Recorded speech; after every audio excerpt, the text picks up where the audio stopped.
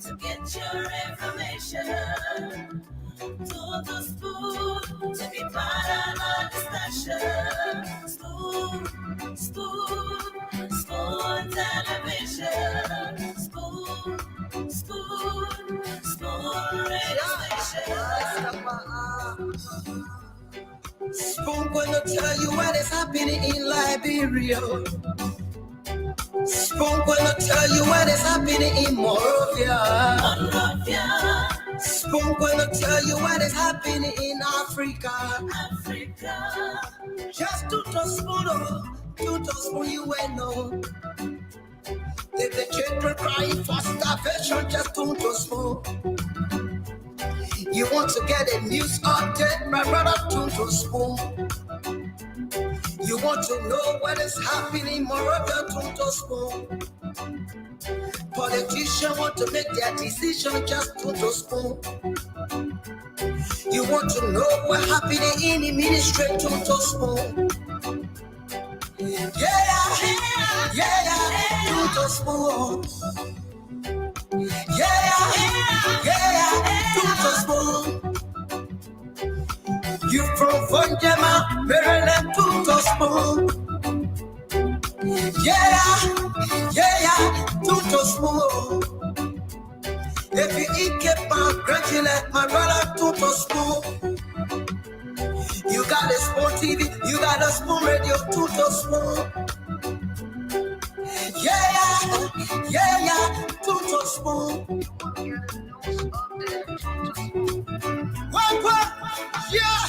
Rastafari. Kilibamba, kilibamba, kilibamba. Kilibamba, kilibamba, kilibamba. Okay. What I want? This one you got today. This one you got today. Pleasant welcome to another brand new day. If you're just joining us, let me add a doctor to the screen.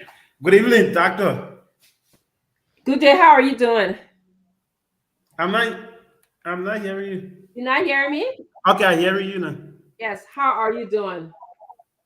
I'm okay. Oh, that's good. That's good. It's kind of cold and rainy on my side here today. Got in the way of me doing some gardening today, but all is well. Thank God to be a Monday living. At least great. That's what we're looking for.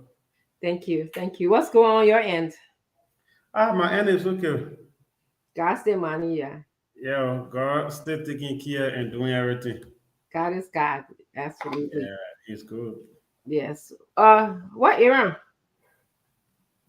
Aaron, I don't think Aaron is going to be with us today. Okay, so it's just you and I and our guests coming in today, right? Yeah. Okay. All right. So I want to welcome all of you today on this Saturday to Spoon Network. Thanks for tuning in. This is your premier radio station. We appreciate you being here. We ask that you engage us in the comment section. You can call in as well and express your views, your thoughts. Our goal is to provide various perspectives on the news and events that are happening in Liberia. And, it's up to you to take it in and make an informed decision about our beloved country, Liberia. Um, we will exchange ideas. We don't fight. We agree to disagree. James was mad at me last time. Say no, somebody got mad before the last time. If I go away, they were gossiping. I heard you gossiping at me after the show. You're laughing at me, but yes, but we're glad to have you. That mean that I don't even know. We are glad to have you here tonight. Our panelists, they are going to roll in as we talk. We're going to spend some time welcoming you guys. We have our guest coming tonight, the former Senator John Balut is going to be here today. He has a mission to call for unity within the opposition, and he's going to be here discussing more of that today and making some clarifications of things that we probably didn't understand when he was here before. We'll be glad to have him here. This will be his second time coming and speaking to you, our Spoon audience, and to speaking to us. I'm looking forward to seeing him again. We're going to spend some time welcoming you. I'm actually trying to set up over here on my other device here. So let me just do that quickly. James, so what's going Yeah, on? And any news for that you heard from Liberia? Anything that we need to know? yeah. Uh, Today, some things happened. Basically, Liberty Party A or B responded to the court, the Supreme Court ruling. Senator Yumbi Kanga Lawrence took her entire team to Grand Bassa County, where she responded and also apologized to her supporters, asked them to forgive her, that she's going to take the blame for what Liberty Party is going through today. The people, they do not deserve what they are going through. That is, her supporters do not deserve what they are going through. Liberty Party is a party of unity, not a party of division.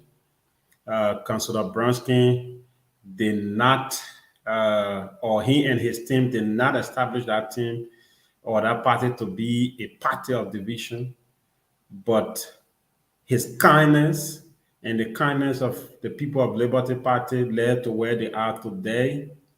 She gave a brief or a summary history of Chairman Benedict joining Liberty Party and how peaceful Liberty Party was before his arrival.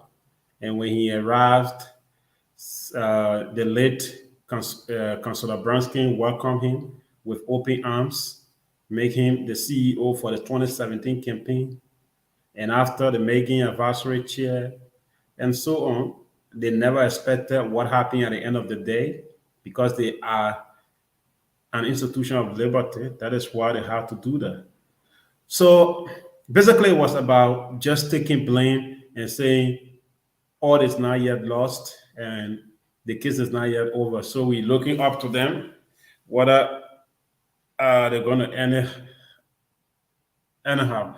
But she says she will be going back to the National Elections Commission and so forth. So it means the Liberty Party case is not yet over and is still ongoing.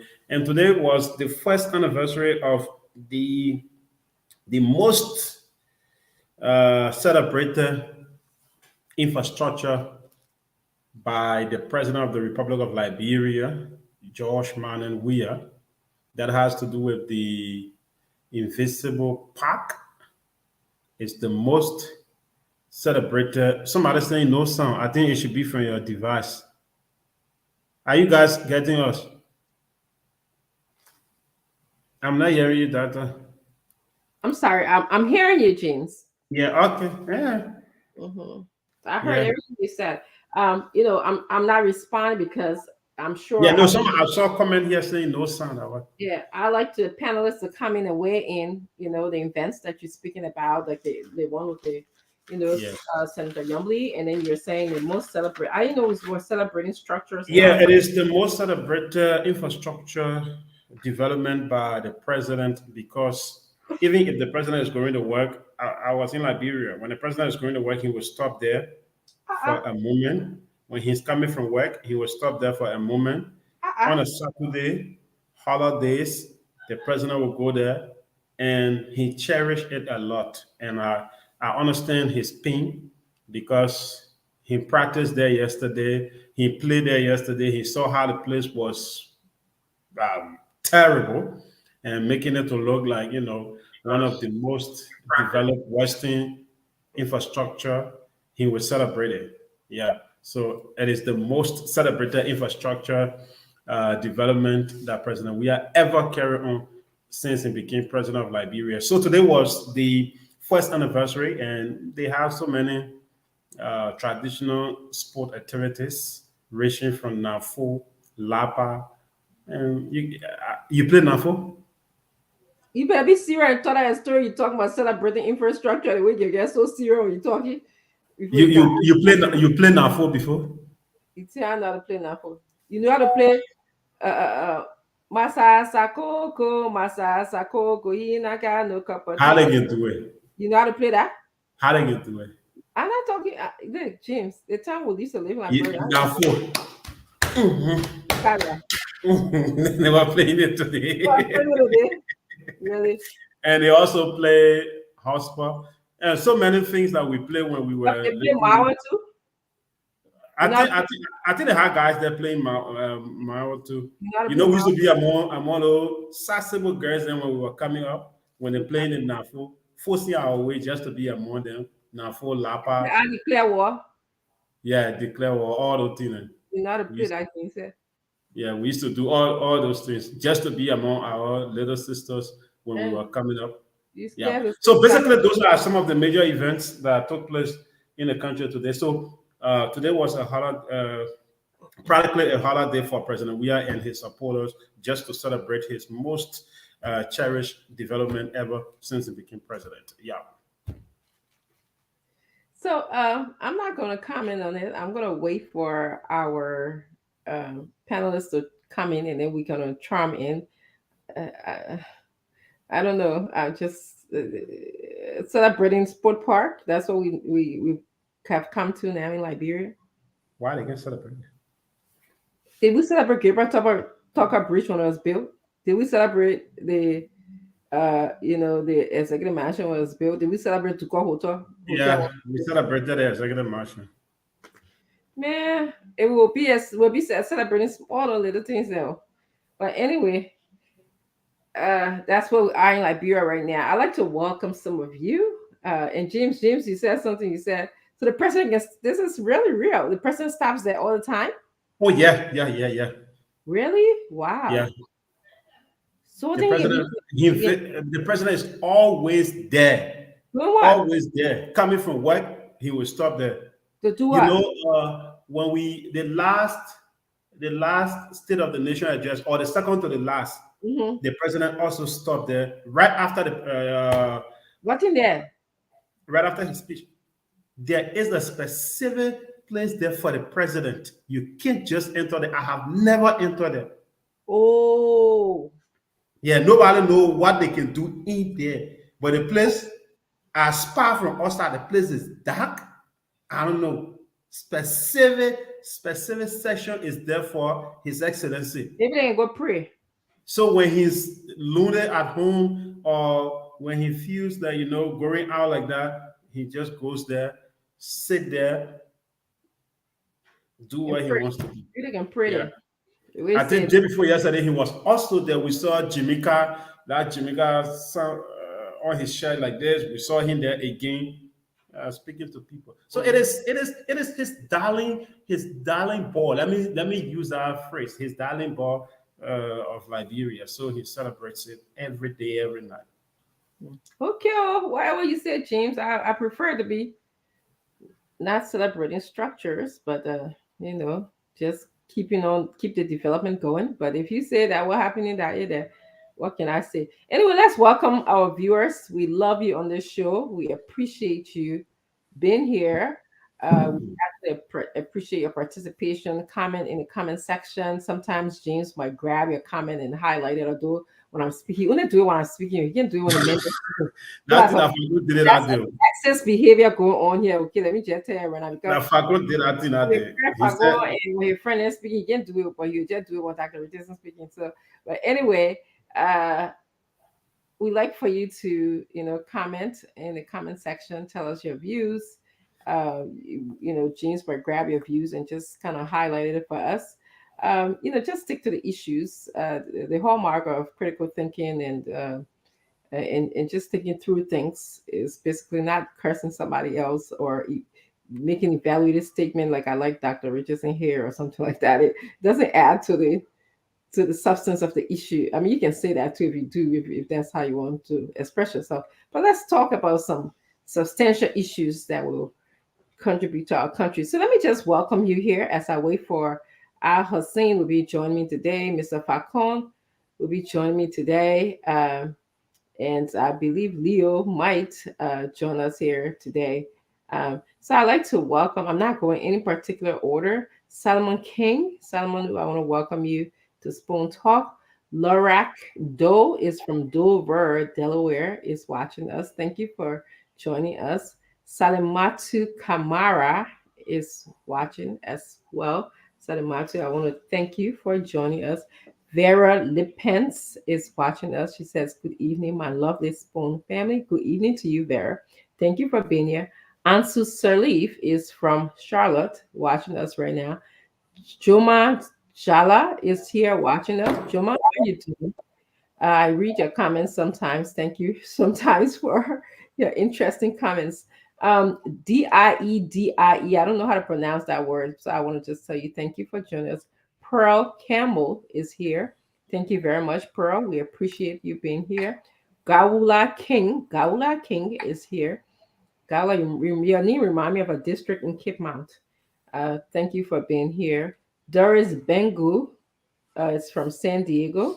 I mean, Spoon is just all over the place. My goodness, people all over the place listening to us. We are thankful. We're really thankful that Liberians tune in to get the news from here or to get information, some kind of information. This is such a blessing. You know, when I left Liberia many years ago, we were unable to get this kind of information. We had to listen to BBC. You know, very few networks was carrying news from Liberia. We didn't have social media, so you had to like at least listen to BBC or call your people back home. And at that time, cell phone wasn't even as popular as we have it today. I know when I called my family, like especially my grandmother who was in Monrovia, I had to call the neighbor phone next door, and it was carry a cell phone to her. I mean, we had phones in Liberia in Beaumont from the time we moved to Beaumont. We did. I think I remember my phone number was 535 or something like that. So I I could call. started using from around 2007, 8. So I came late. Yeah, actually, I was when I went to Beaumont early on. We had telephone. Each of the homes had a phone in their house, and then the cell phone aspect. My grandmother lived on Newport Street in Monrovia, so when we called, we had to call somebody to bring the phone to her. But we didn't get any information from Liberia as frequently and readily as we have it now. So I'm just really thankful that Liberians can tune in all over to be able to get some kind of information one way or the other. So I want to say Etiwia, thank you very much for joining us. S. Manjo Wally, thank you very much. Ansumana K. Bala, thank you for joining us. Sekou Sese, thank you so much for being here. Abraham Johnson, thank you from Complex City, Nimba County, Liberia, Complex. He's watching us from Complex. Get some other people in Complex to watch. J. Benedict Kolo Sunda is watching us from UAE, Dubai. J. Benedict is watching us from UAE, Dubai. Jerry Bundu is watching us. Thank you for watching us. Anthony Way is from Paris. Thank you, Anthony Way from Paris is watching. It's going so fast, so I'm just skipping. Louise Yankwe Marianne Swa is watching from the Duke Regional Hospital. That part I got. Rise says she's watching from Pluto. Okay, Rise. Thank you for watching from Pluto. Who is all the way in Pluto? I know what that would be on Mars, Jupiter, and all the other Man, I can yell people. It's all in good fun. Door 2 is from Star Falls, South Dakota. DORTU, Door 2 is watching. Moses Pacer is watching from, I don't even know where Moses just came from. UK, the UK. That's what I saw. Hold on, Moses. Let me go back. I don't know. I think this thing can go back. Daniel, leave me back. Hey, okay, let's again go back. Yeah, sorry. Yeah, you can care about. You can go Yeah, you see, that's good. I'm being ancient here. Yeah, I was trying to find somebody who was watching us from the UK, but I missed that person. Wesley K. Kawa is watching from Barpolu County. James, I got a question for you. Can you go to Lofa through this Swan era? Yeah. Okay. You can go to Lofa through Bombing, through Bapple, Yes. So I knew that because entire region, you can use that entire region to go to what vacation. argue. I mean, I have memory as a child going to Bopalu Yeah, through that back road there. My mother took me through Swan and we went to Bopalu also in those areas as a child. But yeah. most recently, some of our arguments, the only way we can get to Lufa is going through the Banga, when that Banga junction is. Ah, where that person coming from? I know what they're saying. Oh, guys, I saw the junction there, but I don't think that road a bit while in Liberia. But so anyway, but If I now if you're leaving from Vonjama to come to Monrovia, people will love to use this the route uh, connecting Sierra Leone and Bapolo. So they can use Sierra Leone, Cape Mount to come to mhm, town. okay. Now I That know side from Vanjama to Monrovia, if you use that side, and the guy who uses the Zaza route, you who passing through Sierra Leone, you're gonna reach before the guy who will pass through Zaza yeah, I do have because memory of the because road condition. I have family that live in the Swan district area there, DC Yeah, Clark Town. And then we used to go to Lufa by way of that route. And then, I was driving going to Banga, Bon County, and we saw the junction that says go to Lufa. I was surprised. yeah, yeah. And They he have said, that. oh, and I was like, that's another way that I know how to do this trip. And the guy was like, no, no, no, this is the only way. I was like, okay. And and my childhood memory serves me right. Anyway, we want to also welcome Game Kima Harris from the RIA. Game, thank you for all the work that you guys are doing in Monrovia. You can hopefully keep up noticing the RIA and let us know. Post comment here how the road going. Vani GV Topa is watching from Mount Barkley. Thank you, Vani, for joining us. Sule Kamakai is from New Hope Peace Island. New Hope Peace Island. Call Gloria. She's always here. Voka Molba. Thank you. She said, thank you for small, small things. Thank you. Aaron, you here? I didn't see you for a little bit there. Yes, yeah. I was a little bit late That's okay. because I'm moving from one apartment to another, trying to move. So I've been busy the entire day trying to shift my things over to the other apartment. So that's Okay. why I You came go earlier. moving the whole step. No, About just a proper apartment. look at that, my boy. I know where Just you moving. I already get a location. My La Pasi. I know the horse, everything. I know the color, but you will not know how I got it. I got those information. It's money.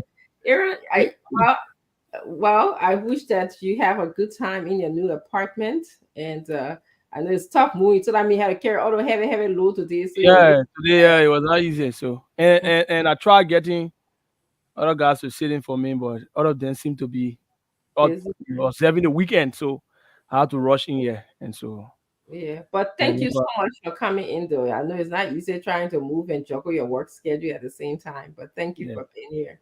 yeah. Yeah. I thought you moved Everson. There you go. Good day. Coming to No, kind I Eric just I just moved. All of what I've been doing is to give the place a little up, facelift. Oh, I okay. just been upgrading the area. So today I finally moved.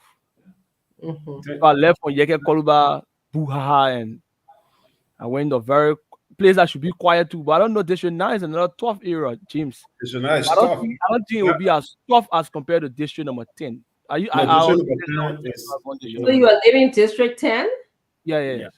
and then you moved to Now, District 9? yeah, Yeah. he's now in my district. Okay. So you I've got moved, anything to, go ahead. Go ahead, Aaron, please. yeah. You were asking for trending news. Yeah, I mean, if you can, I know you've been busy, but you don't Yeah, I've have been busy. The only one that I you know just about have while I was something moving, I know that today they celebrated the first anniversary of the Invincible Sports Park. Yes. So that so what I was moving about, the president was on the on the park there, and he I was told at the you, right? park, and he spent the entire day there. There's a group called this out of Spartaco, Jamaica Spartaco, yeah? Yeah, Jamaica Yeah, Spartaco. Jamaica Spartaco. I think that's a football team, the basketball, that's a name call it.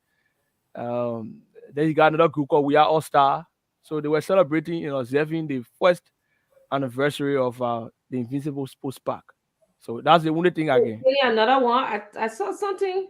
Well, in Liberia, is there another one being built, like another park? I think around the mansion, behind the mansion area there. Yeah, Yeah, yeah, yeah, yeah. yeah. There's another one. That's the PHP Park, but Is it's that still open being yet? no, it hasn't yet been opened. So Where they killed those people, Yeah, those who died. certain people. I would have prefer memorial kind of war. Yes, Yes. Yeah, they have a memorial portion there. They have a portion where you have the memorial there. They have the entire blueprint. So there's a portion of it there where there's according to the Minister of State of Portfolio, Mm-hmm. um Chokonkwi, he said Yeah. there will be a memorial along the park where they have trees planted, and he even display how the entire place will be like. Oh, Um, okay. yes, remembering those 13 people, even remembering all those that lost their lives during the 14-year civil war. So it's a whole entire area with a park and a memorial together. That's So a it's beautiful landscape behind the yeah, mansion there, that area. So I hope they do a great job in, highlighting, in fact, the historical importance of that place and actually. and by bringing in real good people to do statue of those people, not like what it did for President. We are in Clariton.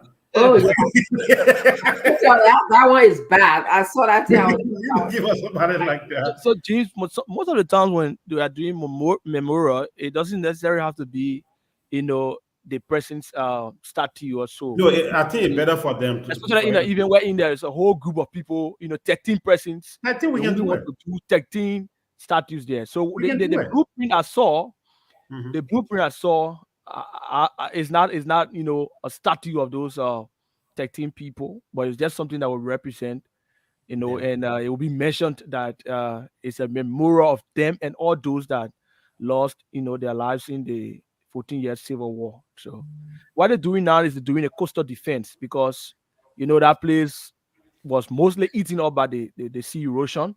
So they had Mhm. to do coastal defense there, do backfilling before they can start the actual work there. But there are other areas that have been built, areas where they said there will be stores there to sell swimming materials and other things. Yes, and so they have a lot of things there. They have been built, but it has not yet, fully going to, let's say about 25-30% work has not been done there. And just before that, the registration come in, right? We're talking about burying statue for those people. You will not know how important that place is, or how people out of Liberia, want to visit that place. The last time I did a presentation on that riot and the overture of the president, including the 13 people, my university, the political science department, in fact, they are planning for me to do entire presentation where students from other faculty will come and sit to listen to what happened to us during that time. When I did our presentation, everyone was like, wow. They were like, it is a movie. That was the question they asked me. Do you guys have statue of these people in your country that 100 years from now, people who will come will go and see those who got killed during that time and how they got killed? I just had to tell them, no. Even the post that they killed them on, everything ratting, you can see nothing again. Yeah, Yeah, so I think it would be very good. but the post remain there for a very long time, very We very long. get history, but we don't know how to present them. When you explain our history out to other people, they get moved. Yeah, they get Yeah, moved like I somehow. am being moved right now. It was a sad day Mhm. for me. Just learning that Liberia was changed forever. We never had such an event in the country where people were just put on a pole, like 13 persons were just put on a pole and fired. And, everybody felt it one way or the other. It was something shift in our country. Um, they showed us videotapes of it. It was on the news and pictures were taken. Um, and it said for corruption, Mm. they didn't even have any trial or anything. It's just we just looked at it, said they were just being killed on the pole like that. You know, Yeah. I have vivid memory of one of the tubers was very very resisting. I don't know which one he was, but he didn't go down easily. Which I have memory of that. He stood his ground and told whoever was shooting him what he was on his mind. So it was not a good time for our country. Hopefully, it will be our family members and friends' family will be memorialized. And hopefully, we'll learn something. And James, I wish you luck in your presentation. I'm sure you let it kind of continue, so you do okay. Yeah, I did just the department presentation in lab with the university. Yeah, They're working on it. As soon as the time is arranged, then I will do it. yeah. At the end of my semester, I get to show that clip of when the 13 men were fired in the pool in discussion of get to discuss Liberia. I wait until the end of the semester to do my class. And a lot of people are moved by it up until, well, not only just me, like you said, a lot of people who are not Liberians just don't understand what's the rationale. How do we just put people in the pool and kill them? But again, it was a military government. They say that's what we heard. But a lot of younger generation, even Americans, don't quite understand that concept of just not giving someone due process of the law and just killing them. But anyway, let's just move on with our show and welcome our guest. Morris Harris is here. Charlene Lib was here. She says, "Hello, Dr. Richardson. How are you?" Albert Bless is also from Belgium. Albert, thank you for being here. Wilmon Tue is here. George Adiba is also from Germany. Germany is in the house. Thank you for joining us here today. Stanley Duna is here. And Famara Safimutu Kroma is watching from South Korea. Thank you for being here. Liberians are all world. Something happened. I think either the Civil War just made us travel a lot because the biggest place we came to America and went back. We didn't go anywhere else. D. Adolphus Zor Jr. is in Los Angeles, California, USA. Hassan Ibrahim Musa Mawata is watching us from South Korea. He's anticipating a fascinating show. Don't worry, Hassan, we usually give it to you. We will make this show good today. Thank you. Othello Brown is from Watching from Heaven. Oh, got somebody from Pluto, got somebody from heaven. We just need hell now. Somebody from hell. Who watching from hell? Ranika Joe is watching from. What about this person who said they're watching 35 feet, Yes, 5,000 feet in thousand the feet. air Yeah, Brussels? yeah. That's Yeah, what maybe they're watching. The Yeah, pastor what? is- Yeah, what? Yeah. I I have. Yeah, I usually when I'm not on the ship, if I'm flying, I would buy extra internet service on the plane. You can do that yeah. and then watch. So wow, technology, my people. Y'all see how we're behind in our country. People don't can be flying and watching spoon in the plane. We talking about fighting for data, in our country every day.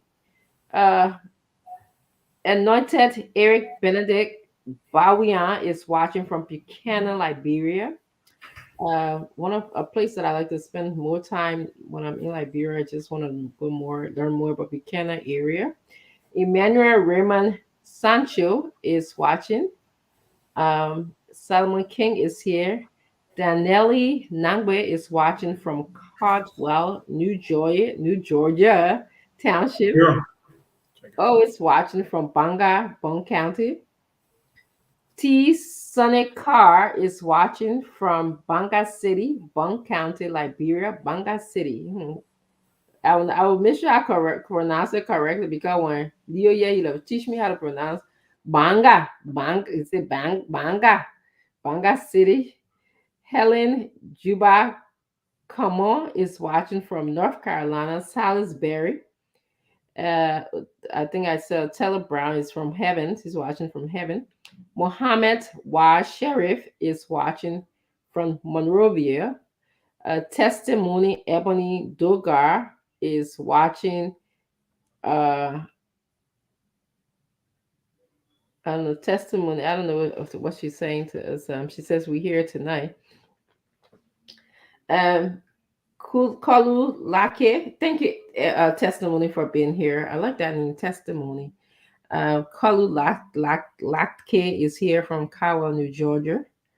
Kevin Swan is here from Ghana. I'm waiting for you, Al Hussein, and also Mr. Remy Gray, Mr. Warzy.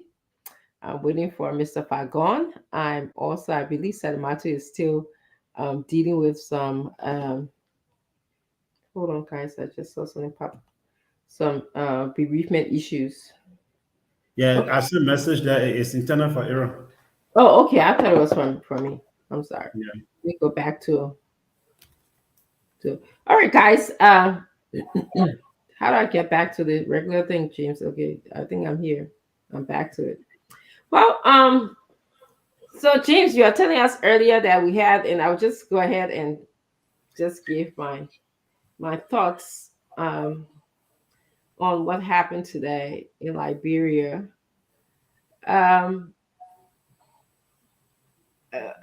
It was an interesting gathering. First, it was kind of emotional. I felt some emotions as Senator Yumbley was speaking to her people. She did say she was going to use her political capital wisely. As I believe she said they were the second largest opposition party.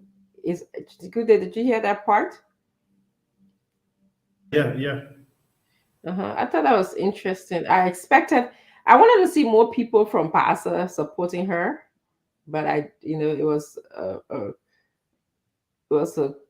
few people. I wanted to see like a significant one. When I hear the second largest opposition party, couple of the fact that everybody says that LP is PASA party, I expected to see more people. The party is divided. Well, there's this saying that she has a lot of the people, so I expected to see that. But it's okay. It could be, something that was planned, in a short amount of time. So given that time span, people attended to support her. So basically, what are you saying? She failed to put up the human being that we expected. The Yumbley has, there's this saying Senator Lawrence has the human capital, while Chairman Benedict has the the financial part. So today, going there, and if you are estimating where you put that number. I don't know. I was disappointed in two ways. One is the setting. I mean, they tried to put like a tent over the people who were sitting down, and I just feel like we can do better in our country, Liberia. I don't know. It was a makeshift kind of a tent. All right, that was my first disappointment, and it could be that they were hurrying to make this arrangement. The second thing was, if people in PASA or in Liberia, and this is not isolated to Senator Yumbley alone. The same thing happened with Mr. Balu, Senator Balu. When we say we stand for something or we support something, we're supposed to go out there and support it. But it seems like people are just so nonchalant. Whoever came. So I didn't see. For the second largest opposition party, I expected to see Liberians out there. But I didn't see that. And the same thing with John Palu. When Mr. Palu came, he came and said, "This is what the Liberian people want. The Liberian people want XYZ, and I'm going to serve this partition. The people are going to come here. I'm going to march to the ANC headquarters. Going to march to the United Party headquarters." So I'm like gearing myself up, my mind up to see a sizable amount of people. And then when I look, I didn't see it. So that's what I'm talking about, James. Yeah, first let cause space and move.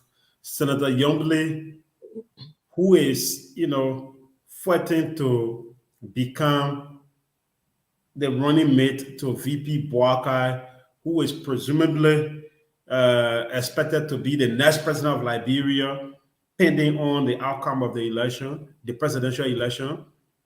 She failed to even impress VP Boakai today that yes, I have the people who will stand by me, who will stand by me, right?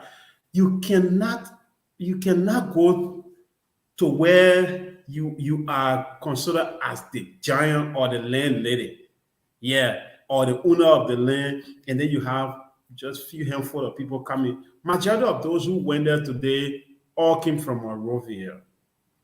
Yeah, majority of them who went, all of them went with them from Monrovia. At least some people from Bassa or attended, but we're talking about Bassa.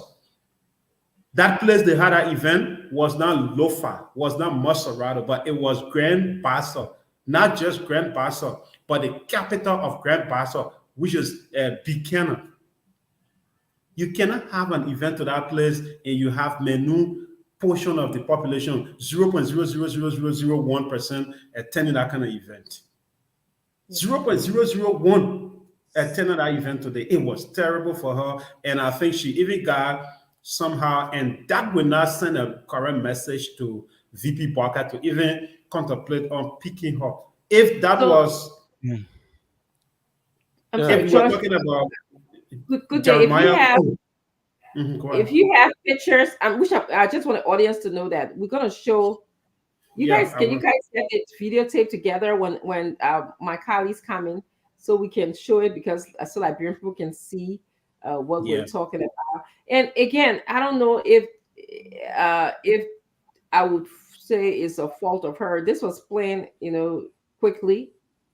So sometimes when you're doing things very quickly, you might not get the anticipated They have support mobilizations. that you They carry need. on mobilizations. So, but then, but then it's Liberians. Liberians. James, I don't know when you talk about mobilization. That's the point I wanted to make. I think that's what Dr. Richardson, has already made. When you look at such an event, one of the things you want to look at is the publicity. Uh, how much of a publicity was placed into it? What's the intent of the event? Whether the organizers actually wanted influx of people, wanted crowd, was it a show of crowd, or they wanted to send a message to the media? What I gathered so far, it was just to send a message to the media like she did today. It was not a crowd pulling event that Madam Yambikanga Lawrence wanted to pull a crowd. So when James talk about 0.0%, or it shows that she's not strong enough to make Joseph Yaman Boaka to choose her as his running mate. I think that should not be an indicator. We should look at the publicity that was put in it. One example is the ANC rally that they had here with Tire Suffering. The publicity they put into that rally. We know we've covered several press conferences that the ANC, held in the prior to that rally, and we saw what happened. Then you can compare the publicity to that of the attendance. But if you want to look at such an This is a event, quick call, emergency yeah, call, but just continue. yes, if you want to look at such a event that they didn't have a lot of publicity, many people didn't you know really know about it, and then you want to say that it should show a strength that she can be picked by Joseph Yaman Boaka as a running mate. That was not an era to show strength in my mind, because it was just an era to show just to send a message out there. It was not intended to show strength. And people who are chosen as running mate, I think you muted. People who are chosen as running mate is not the crowd that they pull immediately. They look at their past records. What have they been doing in a particular locale? For instance, Yombikanga Lawrence, she's won two successive senatorial elections in Grand Bassa County. What were the numbers she pulled in those two elections? Those are the numbers you can look at and say, okay, this person can be chosen as a running mate. If the person went into two successive elections, did not win, they cannot be chosen in some people's mind, or maybe they can be chosen based on the number that they get, but unfortunately for them, they did not win. So you can look at it from that angle, not just a single press conference that was intended for the press and not a crowd. Well, Okay, so I welcome the minister. yes, Minister Facon, thank you for joining us. You got, I know that tiger or whatever you got on your shirt today. Look like you ready to spring on somebody. Yeah, I see. Okay. So I don't know how the publicity went, but it was interesting when I heard Senator Yumbley said that we have the second largest political party, and then I was looking for the human beings. And then it's not a testimony of her work. It's again Liberians. We need to get up and do something. If we support something, we got to show our strength. And then, of course, that's one way to look at it. And the other way is, whoever in the leadership mobilization, perhaps maybe they dropped the ball, or perhaps the timing, all of those things were a problem. My second thought about that was something she said I thought was interesting. She was talking about a Supreme Court ruling, and in my opinion, and in my thoughts, and just what I know about the Supreme Court, Supreme Court is the final arbitrary of laws and rules. Whatever in most countries the Supreme Court says, that's it. But then I hear her saying that she said she had not gotten the final ruling yet. But then she also mentioned that there was a ruling that gave her other options, like she could go back to court or go back to the NEC. So I kind of got confused, like, did she hear it from somebody in the court, or what? Since she didn't get the final paperwork, maybe that's something she heard verbally in the court.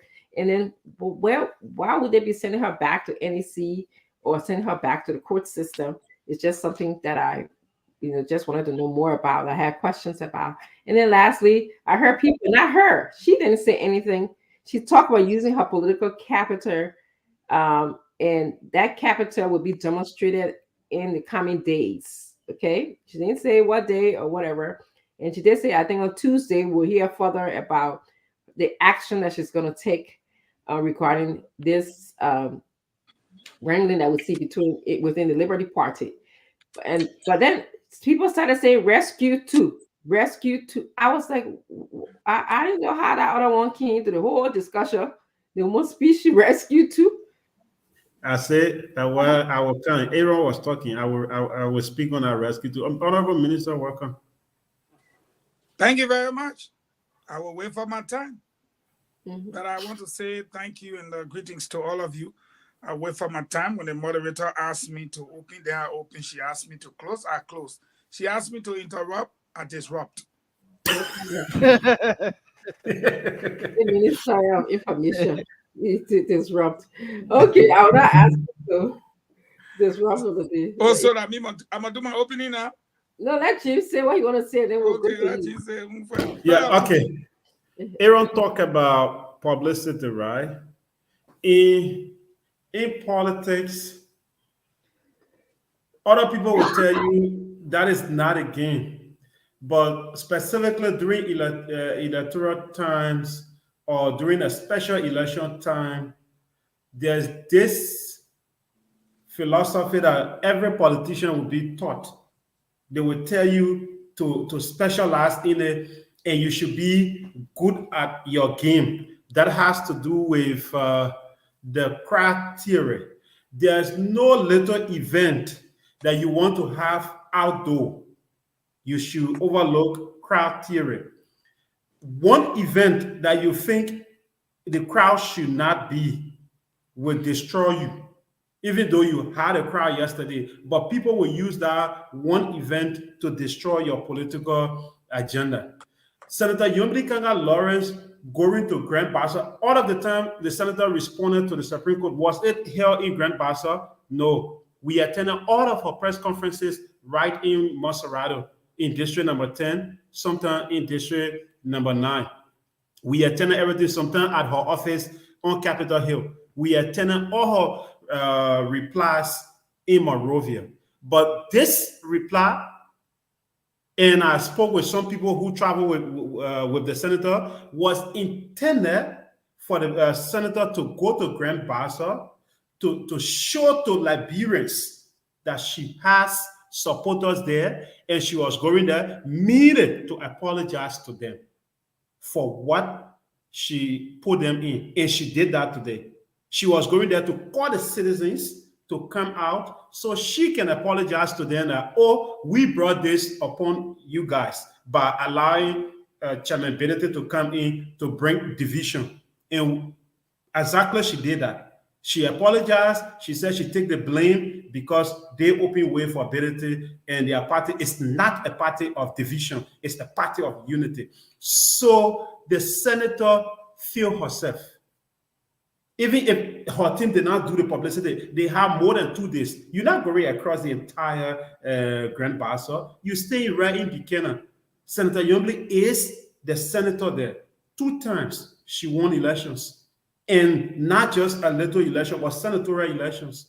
And she's going in the capital. Are you telling me you're not able to convince even 1,000 people or 500 people in the capital to come out, even on a rush where you plan like 4 days before she could go there, or 2 days or 3 days? Are you not able, as a senior senator, George Manning, we are president, I dare you, president, we are going to put up more than 500 on emergency to come up. President, we are going to do it. So she feels herself even in that enrichment. So her political theory in the county, VP James, are you exaggerating? Comparing the president with the No, I'm just saying, are you exaggerating? Because you have the video, you can show the Liberian people the crowd the woman pulled rather than saying it. The video come in. As soon as the moderator rather the video will come up. The crowd you saw over there when your camera ran around from the podium, from around 360 all the way around. Are you suggesting that it's less than 500? Oh yes, James. Yes. The people you saw on the tarpaulin going all around. You won't bring don't put tarpaulin there. That would be the most disastrous part. No. Then you have to show a lot of people. They come in. I'm waiting for the lead. What are you waiting for? Show us. Why you just come in. Okay. Okay, so good Okay, day, you done. I'm gonna let Mr. Falcon come in, and I would like to just welcome to the show. We are discussing Yombly's communication with her people in Paso today, her supporters in Paso today. We do have James got the videotape together. He will show it so the Liberian people can see. I do too have some concerns about the people that showed up. Especially we're speaking about the second largest political party, opposition party, she said. And so I was just like, I expected, like, I had the same reaction that I had when I saw Senator Balut say that the Liberian people, he kept on saying, this is what the Liberian people want. And so when I expected to see a large crowd, but I didn't see that. I'll give my reaction to was the apology to the Liberian people.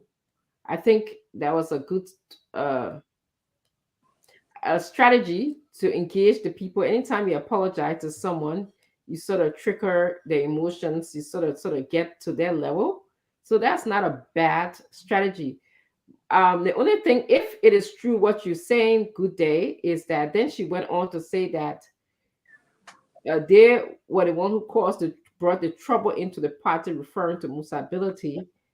That if what you say, I didn't hear that part, I didn't listen. If what you're saying is true, I got question about how do people enter political parties? Do they come on their own volition, or other people bring them there, or other people can? It's an admission process, like say, people got to decide if you come in or not. How do we get there? So, or is our parties just isolated to just one group of people, or who's going to decide? So only one person decide. So that's what I was wondering. I said, but how does it work? Does it work to say, we brought Musa here, we should have said no when he first came in to the party, and we didn't. So I just wonder, how does party admissions work in Liberia? Honorable Fagon, please speak, and then we'll go to Hussein Fadiga. Thank you, James. Go to around 43 minutes and up. The guy takes the camera from the people behind Yombly alone. It's over 200. He moves the camera to the right-hand side, 360, all the way around. Ain't see in my hand? We're not going to the video here. No. The video is here. No. Your phone will not help. No. That's what I'm saying. I want to get you the exact. Can I play the video? You see the carabule? Don't play it. Don't play the video for the mini. What am I talking about? Don't play for another mini. Play for the mini. Can I play the video where the 360 went on? Where the 360 went on? Can I play it? From Yombly straight. Start from Yombly. From the podium. Don't call no. Hello. Play it. Hello. Minister Fagon. Minister Fagon. Before the event started, there was a 360. Maybe you did not watch the event. Though. I'm Here talking is the about when she 360. was I'm giving you. Everybody heard me just now. Don't twist anything. I said from when Yombly is speaking, giving take you the camera from Yombly. Bishop Gay from the Bishop Gay. Take it from where We come and give our opening prayer, sir. 360. The top of our Bishop Gay. Jaja, you want to party? Jaja. Iyo, Aratije, iyo. Abutodu, iyo.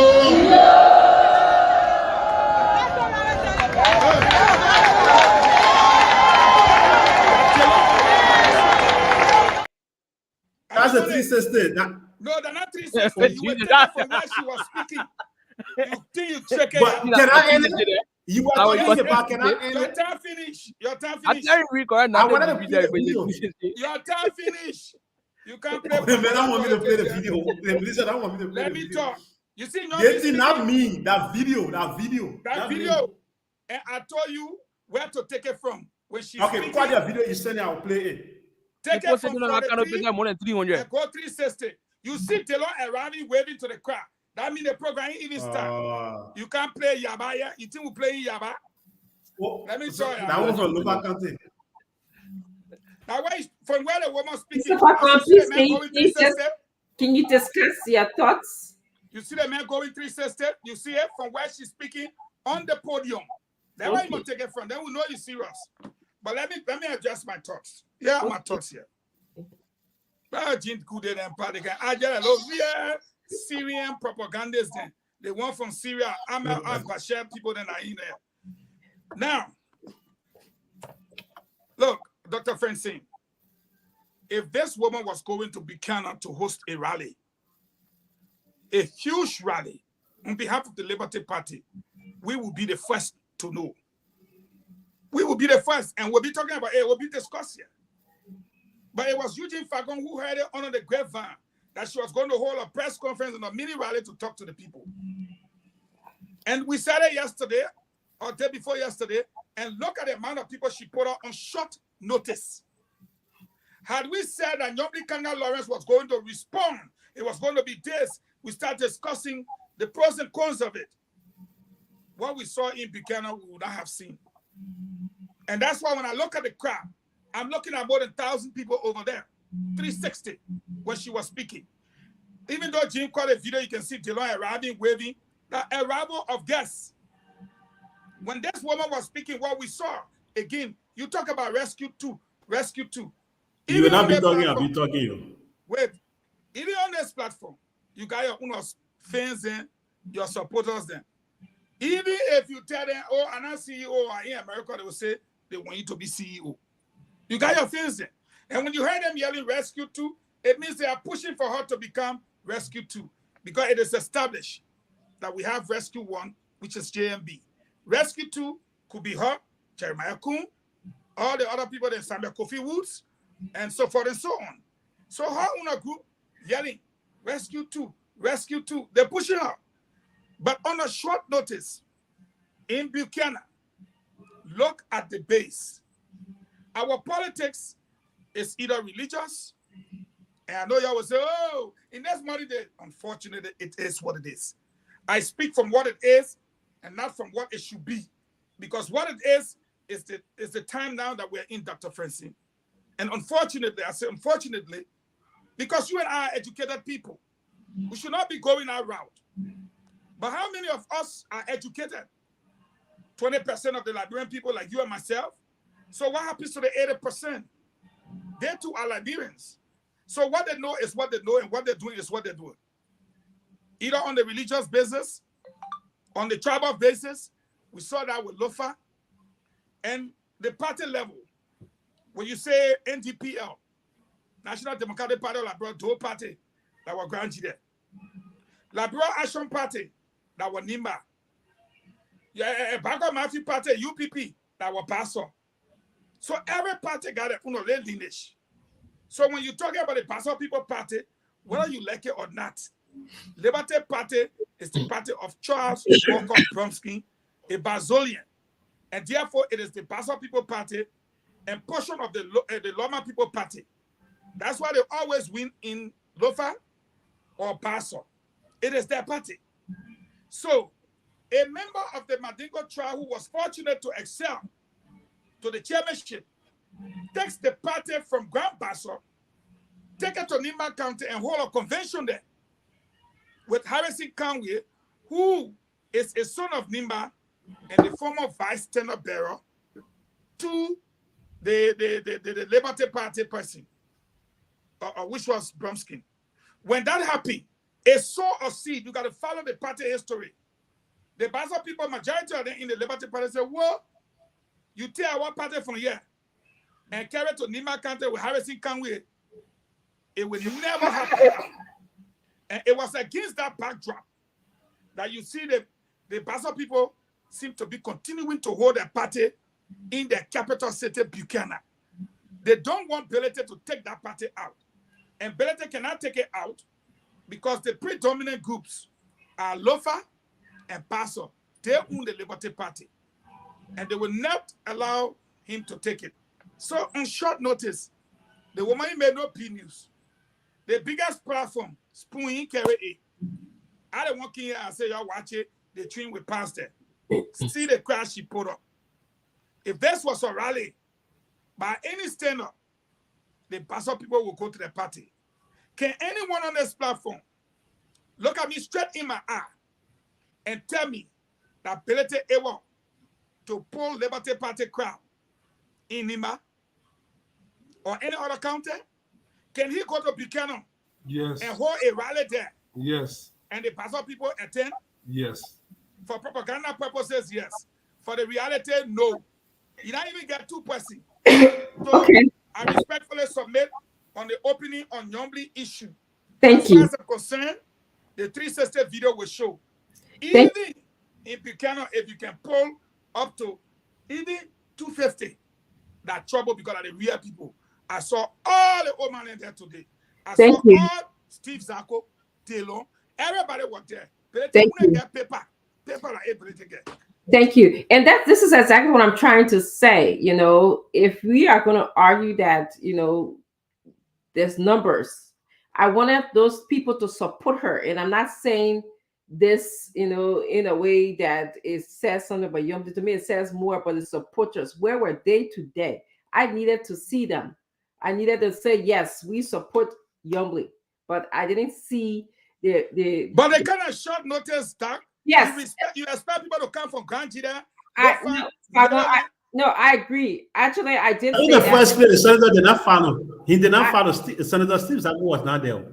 I agree. I agree You that. see Jonathan Kaipe and all of them. I agree. I'm going to go over I now. said Senator Steve Zako.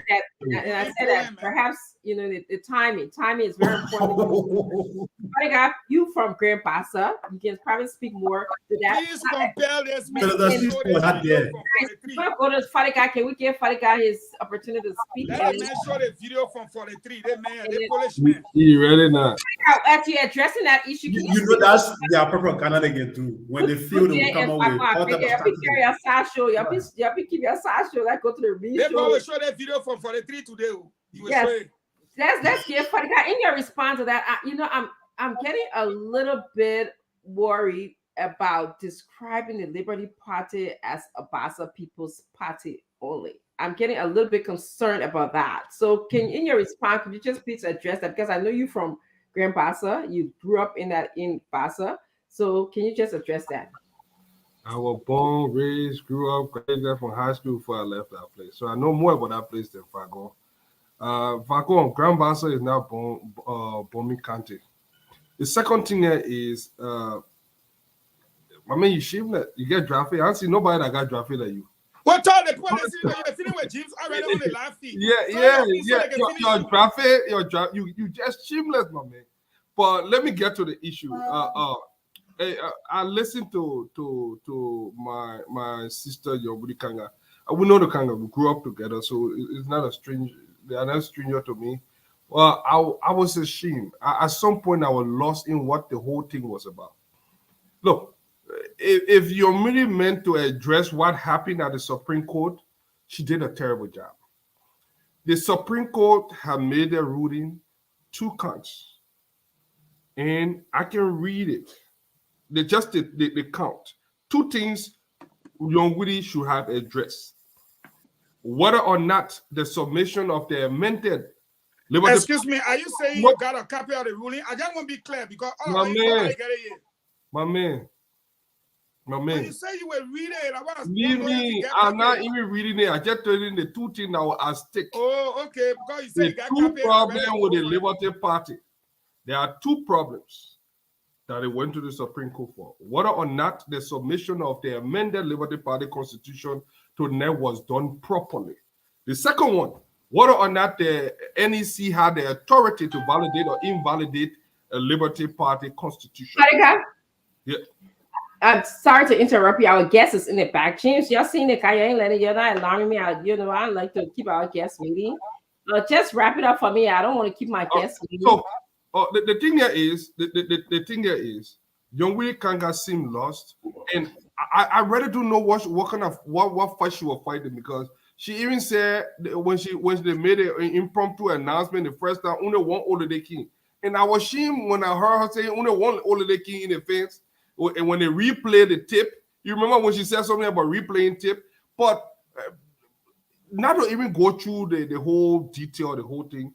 I saw a lady that is trying to grab on thin air. She seemed to have lost this battle, and she's just trying to pull the little remnant of what was left of the fragmented Liberty Party to her side. But I don't think she have it.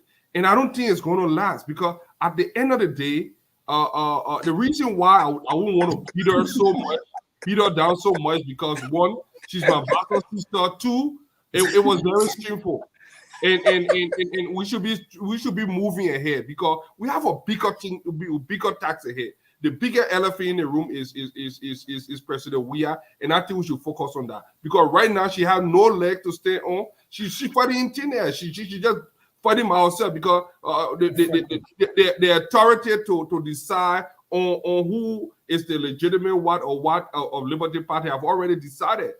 She cannot fight anymore. That's the last law of the land. So right now, he really did today. Usually I come here and like, there will be this rally and something, and then I heard something again. I'll close on this. The rescue 2. You know how disgraceful that is. Come on, man. Look. The only thing I would say today, I don't want to wait, make it disgraceful now. No, my man. We all know what Rescue 2 going now. So let's just leave it at that. The only thing I can tell, my bastard sister is come home. Home is where your family is, because we know where this thing is heading. We do not want you to be, machine. We do not want this thing. Sometimes with no ego can make people to do things, but it has been decided. Come home. You not know it's a very good spinner. Okay, guys. I should be the guest. Yes, we're gonna bring our guest. In the video today. Mr. Fagon is lucky, because I wanted to play that video session by session, so you can see how she will herself. Bishop gave from the people down there less than 100. I don't want to talk trouble. Yes, thank you very much. I will join you later. Yes, Balu. Sorry for keeping you in the back. It is good to see you here again to once again talk about your support for opposition unity. So we just want to begin by just kind of updating us from the last time we saw you. What have you done? I know I've seen you take petitions around. Any reflections on how taking the petition to the different party headquarters, how did it go? Well, I think it went well, better than we expected. I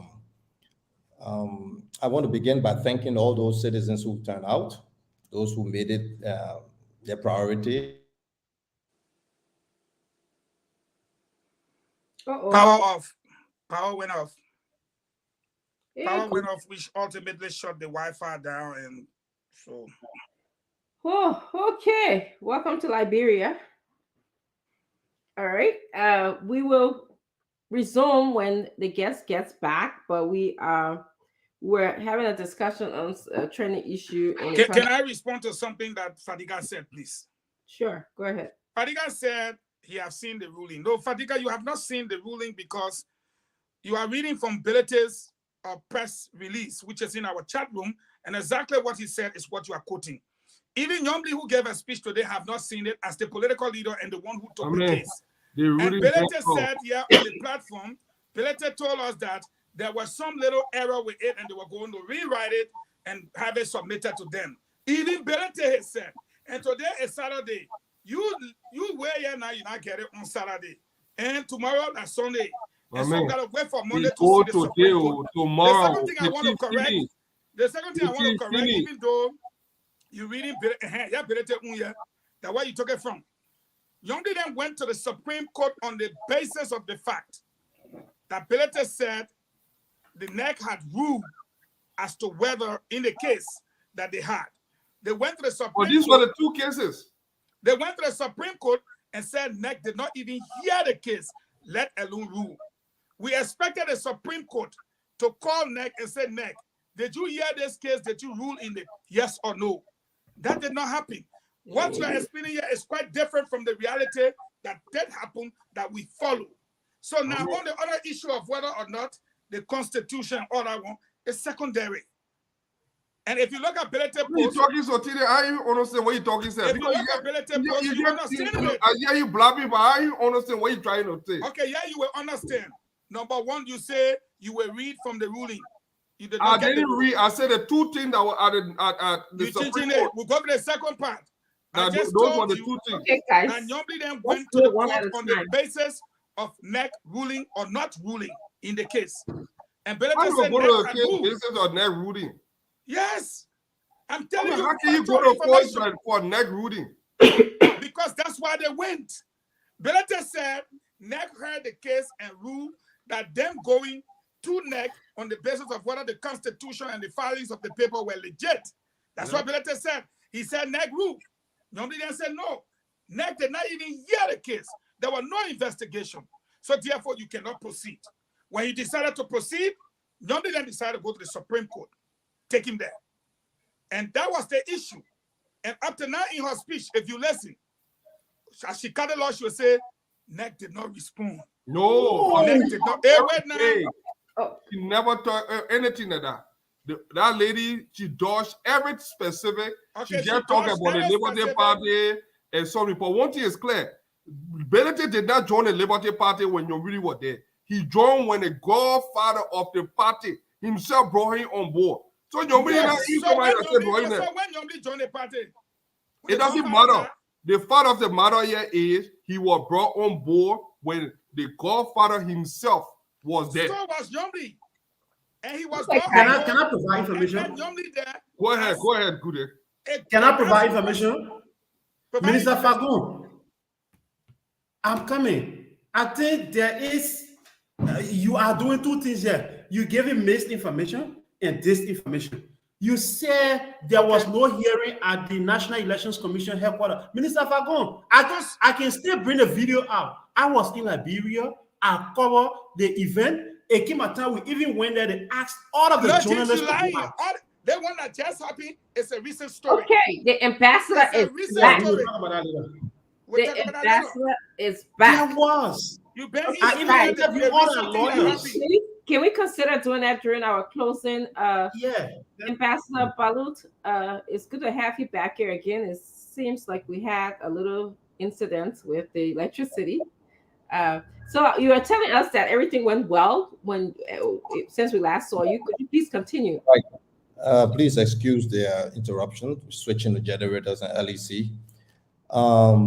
Yes, I want to thank those citizens that turned out. Thank the leadership of the Unity Party and the CPP. I think they respectfully received us and entertained our petition. And even more satisfactory was their response to the petition. They have all, without any cloud of doubt, committed the institutions on the spot to a united opposition. Their statements were clear, unambiguous, and to the point. They all knew and alluded to the fact that we're in this together. They would all like to see a united opposition. It's just about how we go about it at this point. So yes, I think it went very well. The march was long and tedious. It was a very sunny day. We marched from Snapper Hill, Broad Street, all the way 19th Street. And all the people who were passing were shouting that that's the ticket we want in the vehicles. Those on the side, you see people burst out screaming, sometimes laughing, happy for that. People stopping us to take selfie with the posters. And I think more than anything else, that was my real satisfaction. And so that motivated us even beyond the march to continue this fight. Because yes, there is this silent majority who is praying for this to happen. But post-march, we've been having some meetings immediately afterwards. We've been having some communications, telephone calls. And it will interest you to note that there are willing partners from both sides. It will interest you to note that we have just been afraid of each other for nothing, because this is what everyone is calling for. We all hide behind these arguments, these debates sometimes. I didn't see any real hostile or opposition to this idea from Unity Party, neither from the CPP. So I'm even more motivated, and I'm saying this to the citizens of this country to share in my own motivation, anxiety. And so I think we're hopeful, very optimistic. I mean, things will go wrong. Like I said, there are, some people in the back, on both sides, working against these things. But it is safe to say that the majority of people that I've interacted with, close circles from both CPP and the Unity Party, I have found very reasonable people inclined to this idea. So we're going to put forth on it. We're going to move forward with it. I have a meeting that I'm pursuing now for Ambassador Boaka on Monday because he has a visit to Buchanan tomorrow. And Mr. Cummings, I heard he's out of the country. The minute he gets back, I'm reaching out to him. I'm going to have another sit down. And the people around are even, both sides were even sharing information on things. Like I said, I don't want to sound over optimistic, but it's a very beautiful thing to have some semblance of hope that we can hinge our heart desires on. Okay. Ambassador Balut, for the listening public, can you reiterate what is your message to the Liberian people? I just want the Liberian people to, I remember it. I know what you want in terms of leadership. Right. Can you just kind of repeat what your wish is for Liberia right now? Yeah, we are at a critical crossroad. This country, we don't see our way forward. We're lost. We're lost. It's like you have ants on a path, and then you come and disrupt that ants. When the ants come, how they just scatter, looking for how to reconnect to the path. That's what Liberia is today. And so, like I said, we're not going to go back to the past. We're not going to fight wars. We're not going to have coup d'etats. We're not going to have all these anti-democratic rebellions. We're going to take advantage of what is provided for us. But unfortunately, as we head towards the election date, we still see our leaders, our political parties, our hope being hung in the balance as the political bloc has been polarized. Cummings-led opposition, Ambassador Boaka-led opposition, splitting it in half. And I can say this to you, there's nothing more that hurts the Liberian people than to see this happen. Nothing more. I'm very passionate about it because people are crying inside. When I even announced this, I would tell you, to the extent that high-level government officials are calling me and telling me, Senator, thank you. This is what we need to do. Don't give up. Government officials.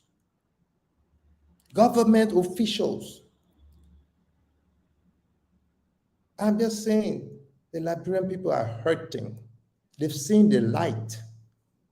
And so all we're trying to do is keep that window of opportunity open. And so, yes, we saw that to win this election, we needed to unite the opposition bloc. To unite the opposition bloc, they're just two unique characters, Ambassador Boakai and Mr. Cummings. And we know, after playing with all the possibilities, there are a lot of probabilities. You try, you sample all of them. And what you've seen to be the unique, indispensable, irreplaceable formula is the Boakai-Cummings ticket that will bring the opposition bloc together. And when that is brought together, even the conversation you were having tonight will all be laid to rest. The Liberty Party will be brought together. All of the opposition bloc will be brought together. It's like what the Bible says, seek ye first the kingdom of God, and everything else will fall in place. So yes, that is why we insist on this ticket. That is why it makes so much sense. Dr. Richardson, I followed you and you said, oh, you were not impressed with the numbers. You counted the numbers. The future of these people is not a number game. It's a conscience game. I'm not deterred. I'm not worried about it. I was more than satisfied to see almost 250 young people. Whatever you saw at some point, maybe at some point you saw your numbers. But I do know the numbers we saw was just enough for us. But more than that was the multifolds, the cross-the-country debate. There is no other subject matter that was discussed more than this event in the entire country. All of the media outlets, all of the actors, everyone spoke to it. Everyone had to give their piece of advice. This was widely circulated, widely endorsed, widely spoken of, and that is precisely what our objective was, to take the debate, throw it to the people of this country. Yes. People are now in possession of this debate. The people are now in possession of this alert thinking, knowing that the clock is ticking and we all need to get involved. I receive groups call, Senator, we want to do this, we want to do that. How can we do this? How can we do that? People are calling to advise me on some strategies. And we take all of this in good faith. So yes, we're very satisfied, and you couldn't ask for more. Yes. Unity Party said the right thing. CPP said the right thing. There are no enemies on both sides of the divide. We've just been looking at the wrong signals, and we've just been scared of each other for nothing. Who to take the first step, and we're going to make progress on it. Right now, I'm talking to some people, and there's hope. Yeah. It looks like are you stuck? No? Oh, okay. Yeah, you still. Yeah. Ambassador Balut, again, thank you for joining us. And I'm very impressed by the energy that you have to bring the opposition party together. I'm one person who believes in, someone is motivated to do something, let them do it. If you have the energy, the power, the strength, the money, the resources, go ahead and do it. However, though, you are right. When you came on the show before, I developed an image in my head because you kept on saying Liberians want this, Liberians want this. And I was looking forward to many, many Liberians, like a street full of Liberians. And I didn't see that. So I was disappointed when I didn't see that. But as you're explaining, people in different areas are calling you. So maybe that's the people that you are including in your Liberians want this. Likewise, in similar lines here, I believe that if Mr. Cummings and Mr. Boakai come together and that's what they choose, they have the free will to choose however way they want to relate to each other to make our country a deserving country. I personally want a leader, not people putting them together. Not, I feel like, you know, when the last time you're here, and you probably heard me say this, I don't want anybody orchestrating in the background. You become president, you become vice president, you become a pro tem. I want them to come together. If that's what they agree to, that's fine. If not, we'll go through the democratic process. I know you tend to think Liberians, we got to work on the conscience of Liberians. I think so too. But I also think that sometimes we like the easy way out. And what you're doing, orchestrating, putting people in places, is the easy way out, as opposed to looking for a leader that will be competent, that will be creative in their thinking, in a way that to create a roadmap for where our country, how our country is supposed to move forward. Okay. And someone who can communicate with our country. And when I look at all of the players, you probably know, you can guess who I think can do that. Mr. Cummings, nobody can do that in terms of leading our country from where it is to where it should be. But ultimately, Mr. Cummings will make the decision that he wants to make. I don't have to agree with his decision.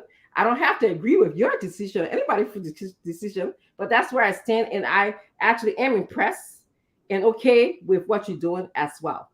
So that was my only comments. And I wanted to move on to the rest of the panelists. If you wanted to speak to that, and then we'll go to the rest of the panelists to. Yeah, I can speak to that quite quickly. You know, what you've seen happen, they're not masters taken to the street with whip and dictating to people what to do. That's not what you saw. You saw suffering masses, desperate people in this country who are appealing to you on their knees. That's what you saw. Appealing to you on their knees with tears in their eyes, because they know the story they left home. People brave the streets, they've come out with a smile. And the two men hurts and pain behind those smiles. I saw you on the other night highlighting the children in the streets. Those children are, what kind of school did they, what kind of life are they going to have? You had a microphone, they couldn't even communicate properly. What kind of citizens are we developing? So yes, no, it's not masters. These are very humble people in a so it's very simple way, on their knees, not dictating to you, choosing you go there, appealing to you. Hey, since you don't know what to do, probably you need to try this. That's all we're doing. It's like you have the children vulnerable and they see their two parents about to divorce. And they thought the parents would be able to settle this. And then they hear that they're going to court tomorrow to sign documents. What do you expect the children to do at home in the night? Go to sleep? Watch a cartoon and enjoy the meal? They are crying. They're worried, they love their parents. They don't want them to separate. They don't want them to divorce. So they will come, Mama, I will change. They will even think it's their fault. I will do this. So that's the scenario. So please understand it from that perspective. Some people think, but Senator Balu, why you want to bully this person? Why you want to? I'm not doing any of those things. Somebody just has to do it, that's all. And I just put myself in the front. But that's what everybody wants in this country. You sample the views of the citizen, that's what it will tell you. Your journalists are here. All the opinion polls will tell you that. That's what the citizens want. And in fact, that's what Unity Party wants. That's what CPP wants. It's just that we don't know how to approach it, and we're not speaking to each other like people of the same kind of common vision. Thank you, Senator. Thank you. I'm going to move on to Honorable Fagon. You can ask your question, Mr. Fagon, and then we'll also go on 2 questions, please, to Al-Hussein Fariga. And then, of course, welcome Colonel Remy Gray. You'll be the person asking your question after Al-Hussein. Mr. Fagon, can you please ask Ambassador your question, please? Ambassador Balu, how are you? I'm fine, thank you. Thank you very much. We were here the other night. There was a heated exchange between you and Mr. Ability, to the point where you said to Mr. Ability, this is not about you. As far as this process is concerned, We are the ones appealing to you.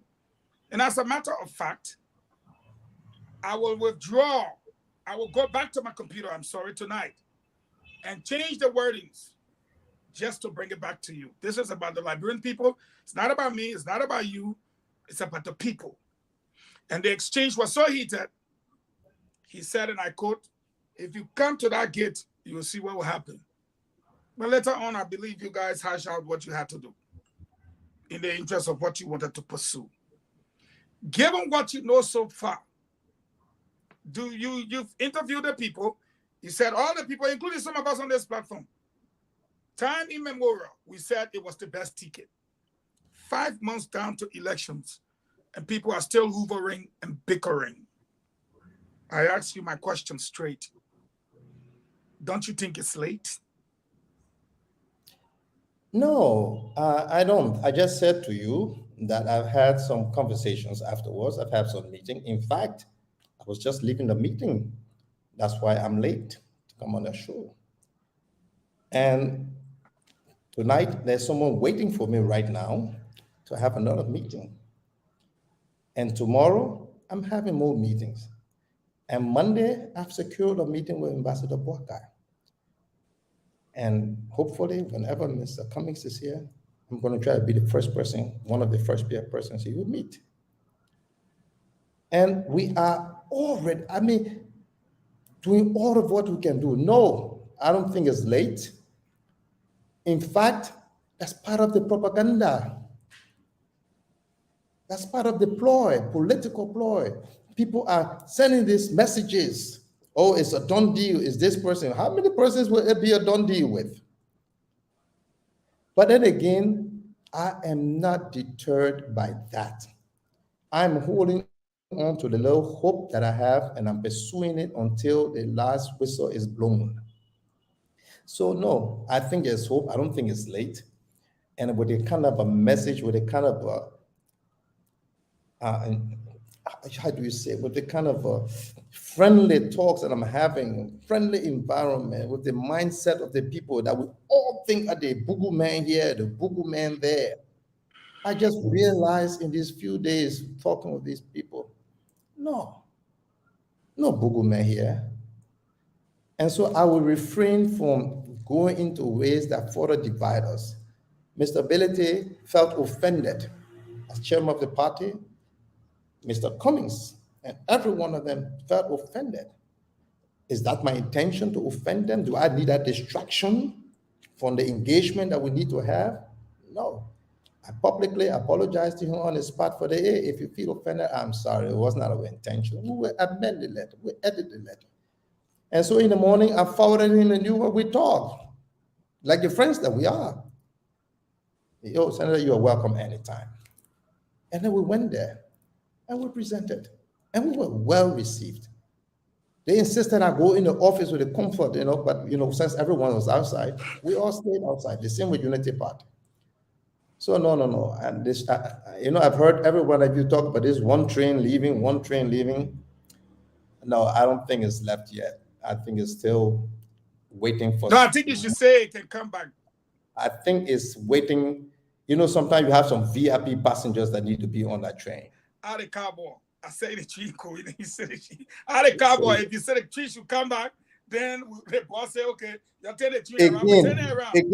Again, in the same spirit of unity that we apologize to Mr. Ability, we appeal to you, please bring the train back, Mr. Falcon. Since you're the cowboy, you have control over the train. Okay, so let me ask my second question. I put in an electoral map in our chat room, and my second question is based on that. That is the electoral map. If you look at Lofa, you look at Bapolu up there, in 2017, Boakai won the 2 counties. Prince Johnson won, you can see the key down there for the map.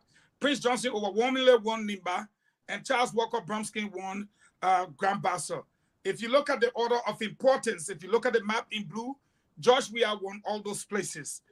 Cummings does not come into play there. And that's the basis for which I'm asking my question. If you look at the numbers, Joseph Boakai has 4 times more people.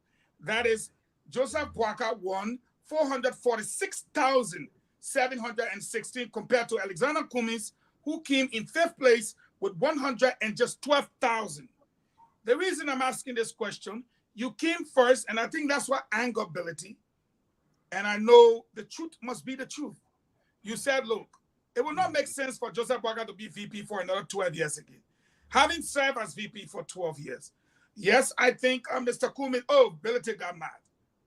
Don't you think it is professional and expedient for us not to waste the Liberian people time, to be blunt with what we have to be blunt with?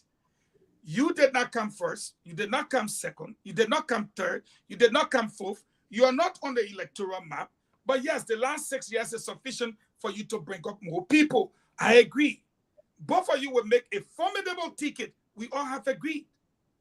But there can be no negotiation as to who is much more formidable than the other.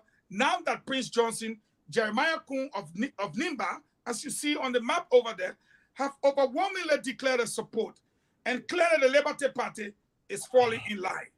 So if one man can take from the electoral map right there, why not the other man just say, you know what, my people, y'all stop talking. Let me sit down with the old man. Why should it be a negotiation? Why do we have to negotiate this kind of thing? Why don't we be blunt with Mr. Ability? I know you apologize, sir. I respect you for that.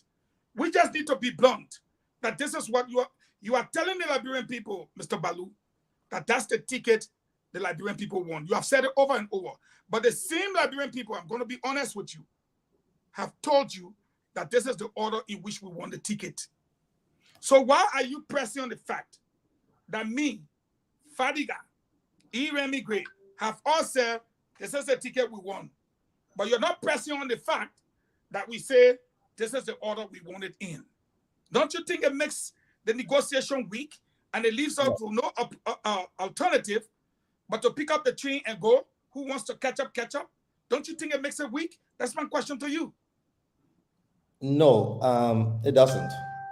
Because we've raised the debate, we've elevated the debate, we have exhausted the debate. The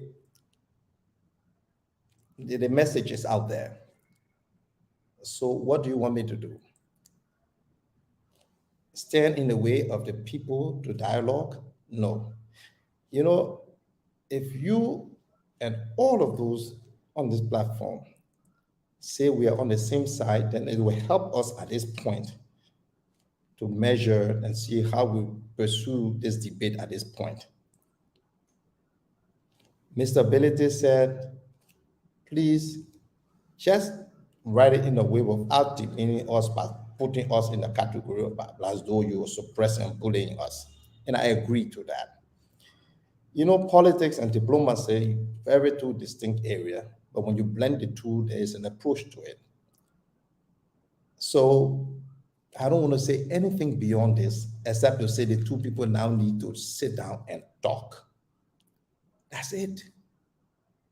And if we are on their side, and if we want to keep them united, then the best we can do right now is to keep the debate calm, because we've already said all that we needed to say, and let it unfold themselves now with this just simple reasoning and negotiation. I just said, you know, I will give you a little example of an old man. Someone told me the story, it's not mine. This old man was on the side, two persons were arguing, two completely different things. And one approached the old man and said, I'm right because of X, Y, Z. He said, yes, my son, you're right. The next person said, no, man, he's not right. I'm right because of this. He said, okay, my son, you are right. The third person sitting on the side said, no, man, you can't say the two persons are right when they're saying two different things. That is the kind of thing that can bring confusion. He said, you know something, my son, you too, you are right.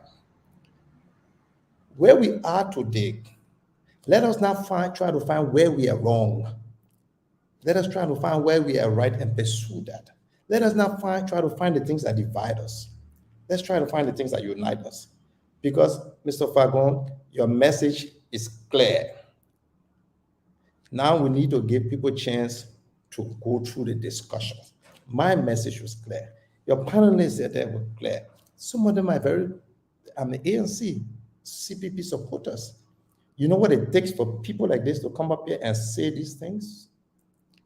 It's clear. Who doesn't know where we're going with this country? Everyone knows. Do I need to keep pulling somebody's ear and hammering their head?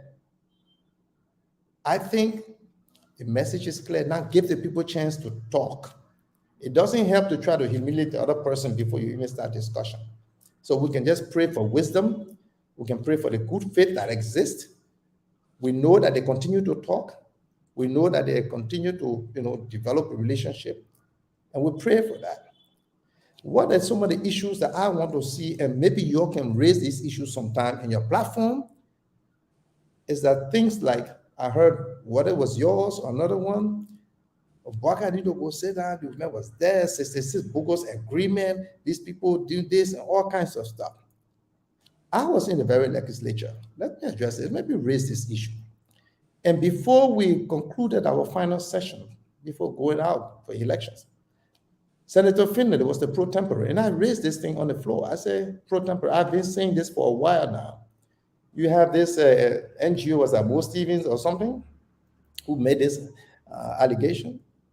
We need to invite these people to come and point out where the thing and defend the thing, why they thought this was bogus, and point it out. And if there's any semblance of sense in it, then let us take those corrections and do them. Because something that is not legally done, according to the lawyer, is not done at all. Because if we don't do this, this will haunt us forever. And we didn't do that. They didn't listen. Today is haunting us. But I said this in my own defense as a senator at that time, and the government that I served. Anybody who thinks there was a bogus agreement, this was the national anthem. There was a song sung by the CDC. He sang this song, and President Weah went into the Senate as senator. I never heard him raise this thing one time to elevate this concern about how can we correct this nonsense or mess the people did. They have been in power 6 years now, almost. I've never heard them raise anything about this 66 bogus agreement that was supposed to destroy the country. That was a reason to bring down the Unity Party government. And I have elevated this thing. I have spoken about it more than 10 times in this country. I told them if they will not do anything about it, then they need to keep quiet on the subject matter. Never to mention it, because you have the speaker is from CDC. The deputy speaker is from CDC. The pro tempore is from CDC. The president of the Senate is from the CDC. The president of the Republic is CDC. This song you sang, if you got guts, if you're men and women in this government, do something about it. I challenge you. Because the fact that you even know that something was wrong with this and you don't correct it, you're even worse than the people you're accusing to have done something. So put this thing up. Invite them. I'm on a platform that I want to remain very civil on this thing, but this annoys me. Yeah. And I dare them speak about it again, because what we will say to them, they will not like it. Talk about this 66 bogus agreement that you sang the national anthem throughout campaign, and now you're there, you leave, and you've not done anything about it. I've spoken about it 10 times in the faces, press conferences, interviews. It's not late. They still got a few months of time. Let them talk about it. Let them correct it. Let them do these things. Ambassador? People just with this country.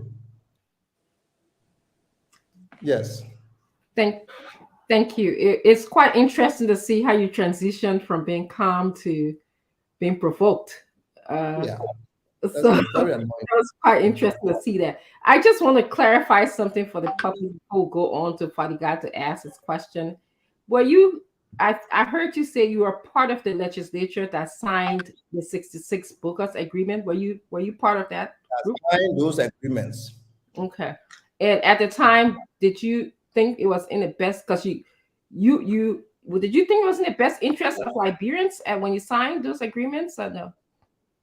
What I will tell you this, the legislature in Liberia has been a problem to Liberia for a long time. Including including when I was there. I'm not trying to, put some kind of carte blanche on them. No, I'm just saying some of us saw these agreements, we ran through them, okay? Mm-hmm. And we have fixed signatures for their passage. There were some cases in some agreements, like what people do in this country, you don't read all these things, and you don't give the people enough chance to exhaust them, to consult professionals, and to read on these things, and you want to pass them in bulk. You understand? This thing happened before, it happened in my time, and it happened afterwards.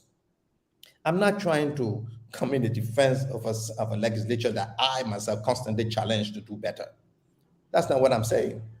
I'm just saying, if somebody says there's something wrong with this agreement, when I was in the Senate, let us open this file and deal with it before we conclude our session. Okay? Okay. That was not done. You who campaigned on it and throughout the country for 6 years, in fact, more than that, and you are there now and you can't do anything about it, and you will come back again for election and can't say, oh, Ambassador Boaka was sitting, presiding over this thing, and we had this bogus agreement. When you're the president, sitting over something you know about bogus that you've been campaigning on, and you're not doing anything about it, is to show there is nothing that anybody can point to. If there is, point to it. If it's wrong, correct it. Correct it. I see your point. Okay. Mr. Fadiga. Don't go claiming you have the chance to correct, you're not correcting it, and you're still running away with it. Okay. Okay. Thank you. Thank you for explaining. Like you said, I will help you further. Unity Party government was the most corrupt government. Unity Party itself on record published an official statement that said, we challenge you to audit us. The party on record published a statement giving you and challenging you, in fact, audit us. And you don't do it? And you're saying this and that?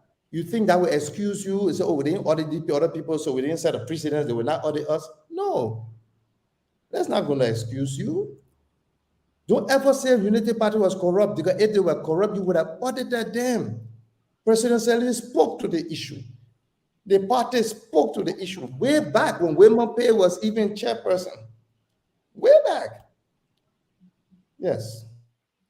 Thank you. I have a question, but I'm going to move on to Mr. Fadiga. Thank you for expanding and providing more information. Mr. Fadiga, you have 2 questions, please. All right. Nice try, Eugene. Another 40 analysis. I thought I had time to talk about that. But let me go quick to my question. I've spoken to a lot of people within both camps, high-profile individuals. And what I'm gathering is that those at the table close to these people have already accepted, and based on the conversation. The problem that we are having, I'm a proponent of this thing. We've been pushing it just as you are doing. But one of the roadblocks that we have been facing have been coming from overzealous partisans and other individuals for whatever reason. Sometimes I'm suspecting that I think the government is planting people there too to make it seem like people do not want it. That's my suspicion based on some of the individuals I see peddling this thing. But how do you intend to get to those group of people? Because it is louder on social media. Some of them call on the radio. And how do you intend? How do you think we can deal with that group of people? You mean the ones that are trying to keep them apart? The ones that are trying to keep them apart and sowing seeds of division, doing something like what my good friend Eugene have tried unsuccessfully to do. And we see now getting louder and louder. Well, I will say this much. The best thing you can do to people who try to keep you from progressing is to keep progressing. Is to keep united, keep building your critical mass that is necessary to move this and move forward. A lot of people, I can tell you this much, a lot of people panicked when they saw us in the street and they saw the banners and they saw the press conference and they saw this. You don't know what this did to the country. You don't know what this did to the country. I had all my former colleagues call me from the Senate. Senator, thank you. We need to talk more. We need to see how we can. The next time I'm into this. Former government officials, people in both circles, people from the community. These guys who are trying to keep us apart, they were taken off guard. They're trying to devise new strategies. And please, to some of you who are doubting Thomases, don't facilitate them in their arguments. Because like I said, where we are is not about who's right or who's wrong. It's not even about anything else or anyone else except the sovereign people of this country. This is a great nation. We cannot be the least in the world. We cannot. We cannot. So no, I'm not worried about them. You cannot argue with somebody whose mind is fixed in concrete and with an agenda. So we keep focusing. We approach this, and we know we're on the right side. We're proffering love. We're proffering unity, reconciliation. You understand me? Who can argue with that? Who can argue with that? I said to people, if you feel, oh, you know, Ambassador Boakai was this, or Cummings was this, look, once you enter the public space, you are not even your own person anymore. You are the property of the people. Once you enter the military, you are the property of the state. Once you enter politics, you are the property of the people, not your family anymore. You think you're all in the States. You don't think Martin Luther King Jr. knew what he was doing? He knew the risk he carried every day. You think people who go into politics, they don't know where they're going? You think I don't know what I'm doing? Right now, I'm exposing my family. I'm exposing my business. I'm exposing myself. I've received a lot of people who call and say they want to make contribution to this young people effort, and they said, please don't call my name. So we know. So it's not about anybody else. It's not even about me. This country, to move forward, will have to sacrifice for the good of this country. Because when it is done and accomplished, it will be good for me, you, the CPP, all the opposition, the CDC, and all the other parties, and all the tribes, and all the religion, and all the citizens of this country. That's what we're trying to do. Will bring me to my second question. It is now an open secret in Liberia that Ambassador Boakai have toured with 3 individuals have come on the scene: Henry Costa, Senator Jeremiah Kuhn, and now Senator Yorudi Kankai Lawrence. There is this infighting with the Liberty Party, which is another thing on the other side. There has been rumor that Senator Kuhn has been heavily considered. And one of the things I know, in as much as we are optimistic and we want this thing to happen, these are realities that we have to deal with. How are we going to get past this thing? Because I know that, based on, to the best of my knowledge, what I know, that some of these people have been, especially Kuhn, have been heavily considered. What would be the metrics that could be used to avoid, because either person that is not chosen among those people will probably have some resentment. How can we bring the entire team together and get this Kwame Boakai dream team together without offending any of those individuals? Well, that's the art of negotiation. That's the art of having constructive engagement. You know, we should all be guided by one principle: where there is a will, there is a way. And we need to develop that will. Because not only will there be a way when we develop that will, because there's no other way. You know, without shifting, but these two people coming together, you know, I'm just avoiding what I wanted to say, to put it aside. But where there is a political will, where there is a will, where there is very masterful people to guide this process, very wise people who can hear each other out, consensus building, conceding here, negotiating there. Everything is, nobody promises it's going to be easy, but it has to be done. And so this is where we separate men from boys. And this is where we separate women from girls. This is where we separate patriots from irresponsible citizens. This is where we separate visionaries from people who don't know tomorrow. At such a time, require real tough measures. Like I said, such a time, such the condition. People will have to rise up, provide leadership because we have it in us. By my standing up, a lot of people have been even encouraged to do that. And we are listening to advice, and I'm following on some of the recommendations and making progress. So yes, that's it.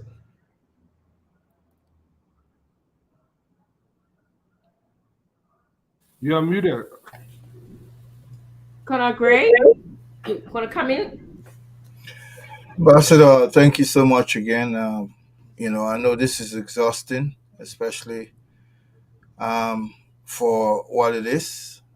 Lots of interests are tied into this, and people, some of the rumors we're hearing, people are beginning to even share power already, thinking that their party has won this. But this is beyond self-interest, which is some of the climaxes of our own country. Our politics is replete with nothing but personal interest. And so when you bring up these kinds of proposals, folks have resentment over them because they think you're stepping on their personal interests. But my own position here with this is that you have to create a stage where people bring themselves to firstly agree. To be able to agree to embrace the very idea. As someone who studied negotiation, I don't think I will wake up tomorrow and see Mr. Cummings referring himself as a member of the Unity Party. But I can see Ambassador Boakai referring to himself, which he has been in the past, as the leader of the CPP. He has been a part, and he pulled out, and coming back like the prodigal son is one of the very closest way to mitigate this situation. Now, if in terms of platform where these two men will come together, don't you see the need for the ambassador to return to the CPP? And that maintains the stage in which they will iron their differences. Well, let me answer that directly. When this whole confusion started in the CPP, I made my rounds to all of them, and I sat back, hoping that things would have altered the path that it was taken. When it didn't alter it, when it started to get worse, I made my rounds again. Because when you speak with issues, you put it down to very responsible people, leaders, mind leaders, then you have to lay it down and give them chance. When that didn't work, when Unity Party broke away, I spoke against it. When Cummings went to court, I spoke against it. And I will leave it there. When it didn't work out again, where we are, everybody about to announce something, bystander barrier, then I come up again to speak against it, speak. But then when we saw the last minute, then we went to the street. Now, we've done something. These are very wise people, very responsible people. These are leaders. We have to give them a chance to sit down. The devil's in the detail. Right now, we're discussing the what, backed by the why. What's the what? We need to come together. Why? That's the only way we can guarantee first round victory and save this country. Take the legislature and move to unite the opposition. How? They will sort it out. In the meantime, we proffer some semblance of a solution. Our 9-count proposal, they can work within it. If they don't want it, they can develop theirs. And so that's where we are with it. I'm not going to go further in trying to go into the how, even before they can sit down. I think we need to give them space and we need to give them time.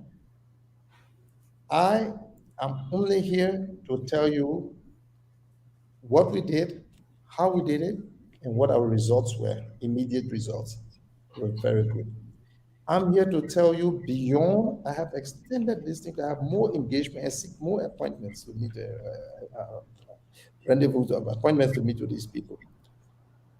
And it will interest you to know that the signals on both sides are positive. I don't see no enemies there.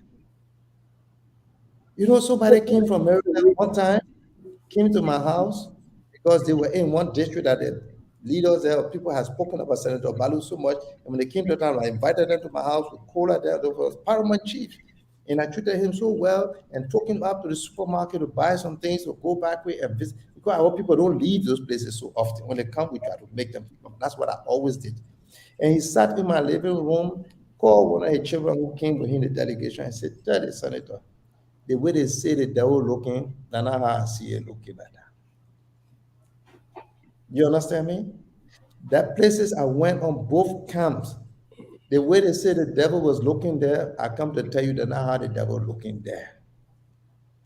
We don't have enemies in those camps. We have people who are only divided on the how. So once they sit down with what we've spoken of and we've invited them, once they reach out, and I'm sure that will happen, and we should all encourage it to happen, they will sort the how out. And believe me, I'm sure we'll succeed this time. Yes. Yeah, so we're gonna transition because we have another breaking news coming in to our program here tonight.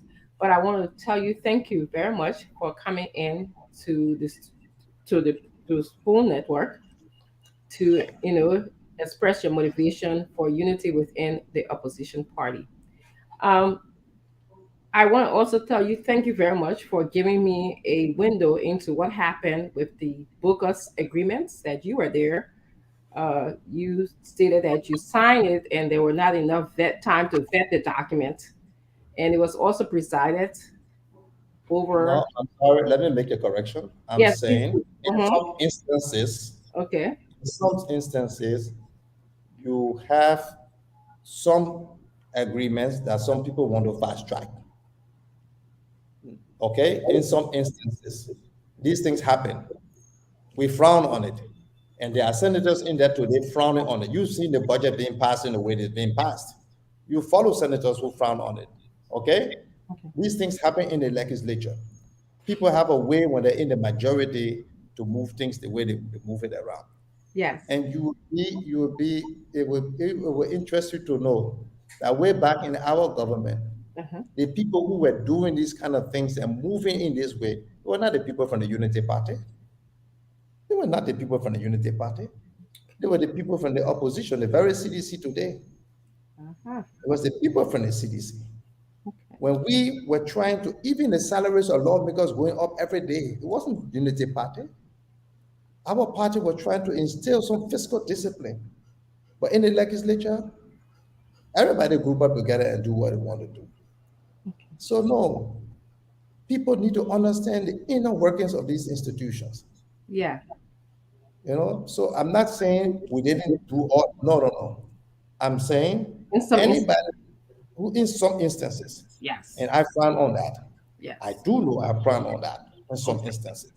Okay. We have a couple of things, problem. We were about to close for vacation, and I said, no, cannot pass this before we go for break. Leave this, let's go home for the break, the couple of months break, we can sort this thing out, and we will come back well informed and know how to vote. And there were a couple of people I consulted in this kind of thing. If you check someone like David Vinton, he will tell you Senator Badu came to me often to consult on these kind of issues. Okay. Lawyers, things like that to work on because you want to make a decision that you can live with forever. Correct. There are people who go into the legislature not to serve, who go to enrich themselves. They were there before us, they were there during our time, and they are there and they will always be there. Unless you can have a society educated enough where they know who they are putting there. Because I said to my colleagues throughout in the legislature, show me a good legislature and I'll show you a good country. Yes. Everything boils down to the legislature. Yes, exactly. So thank you very much. Can I ask one question? Somebody just brought this to my mind and asked this question, and I thought it was very. And then oh, you never asked? Oh, yeah. Go ahead. Sorry about that. No, my second question. Senator, again, thank you for coming. And, one of the reasons why elections are lost is the same reason why people think they can win election. That is the target where the majority of voters would come from at certain elections. But there are certain unresolved situations in our country coming out of the war, tribal differences, victimization of a certain tribe by certain tribe, and you target Nimba as fertile ground for votes. Also, Nimba has a role to play, just like Ranjida, just like other regions of our country during the war, and there are unsettled differences. There are reasons why when candidates come from these regions, sometimes people have apprehension because they feel that once they ascend the throne, the next thing they will do, they will become the victims. This is a civil matter that I'm trying to to rub chalk on so that I can ruffle with certain people, but. Don't you see that this cry about Southeasterners dominating our politics, especially for now, would be a reason why people would turn away from Mr. Cummings, given that he's coming from Maryland, your county, or vis-a-vis Nimba County, where they're looking at Coon? This is just off the chart. Yeah, great. And then, Fatika, you want to just wrap your question in, and then Ambassador will just respond to your questions and to his summary. Okay? Yeah, my question is, we are talking on the two presumably front runners now, Mr. Cummings and Ambassador Boyka. But there are other small political parties. We have a proliferation of political parties in Liberia. I think probably, I don't know how much now, probably 23. What would we say about those other little guys that are sorry to say, I don't mean to be demeaning, but those other smaller parties that are feeling offended right now and say, oh, I have a stake too. I may have 10,000 votes. I may have 3,000 votes here. What about us? Why are you doing this thing? I have to say you're leaving it up. How do you intend to reach out to those people? Are we going to focus on the two front runner and leave those people out?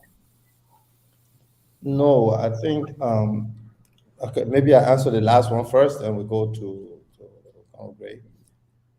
I mean, in this thing, no one can be left out. No one. I think Mr. Fagon raised that thing some point in time. Everyone is important. No one is going to be left out. Again, I can't go into the details here. I'm not going to be the one with them discussing. We're just asking them to discuss. But united we stand, divided we fall. We're trying to unite the opposition bloc. We're trying to unite everybody. And when it comes to, I don't know, did I get your question right? Did I answer you?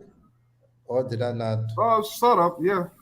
I mean, no, please. I was looking at some. Well, I was thinking on how we would get those other people rather than just focusing on the two front runners. How do we intend to extend the message to those other smaller parties to get them on board? Should we add them on board to bring to make this call as well? Something like that. Those smaller parties, they're already on board. They're already on board. The only thing they don't like the confusion there. We're just saying, look, we came here, man, to work, but why are you guys doing this? You know, they really want the opposition to be united. Okay, so once that thing is done, the discussion can expand to include everyone. Now, with the issue of the Southeast, I'm not going to blame a certain group of people for being exertive in a society, you know, for being there. Today is no longer the case. The entire country is open. You know, culturally, we have two different types of behavior patterns over the country.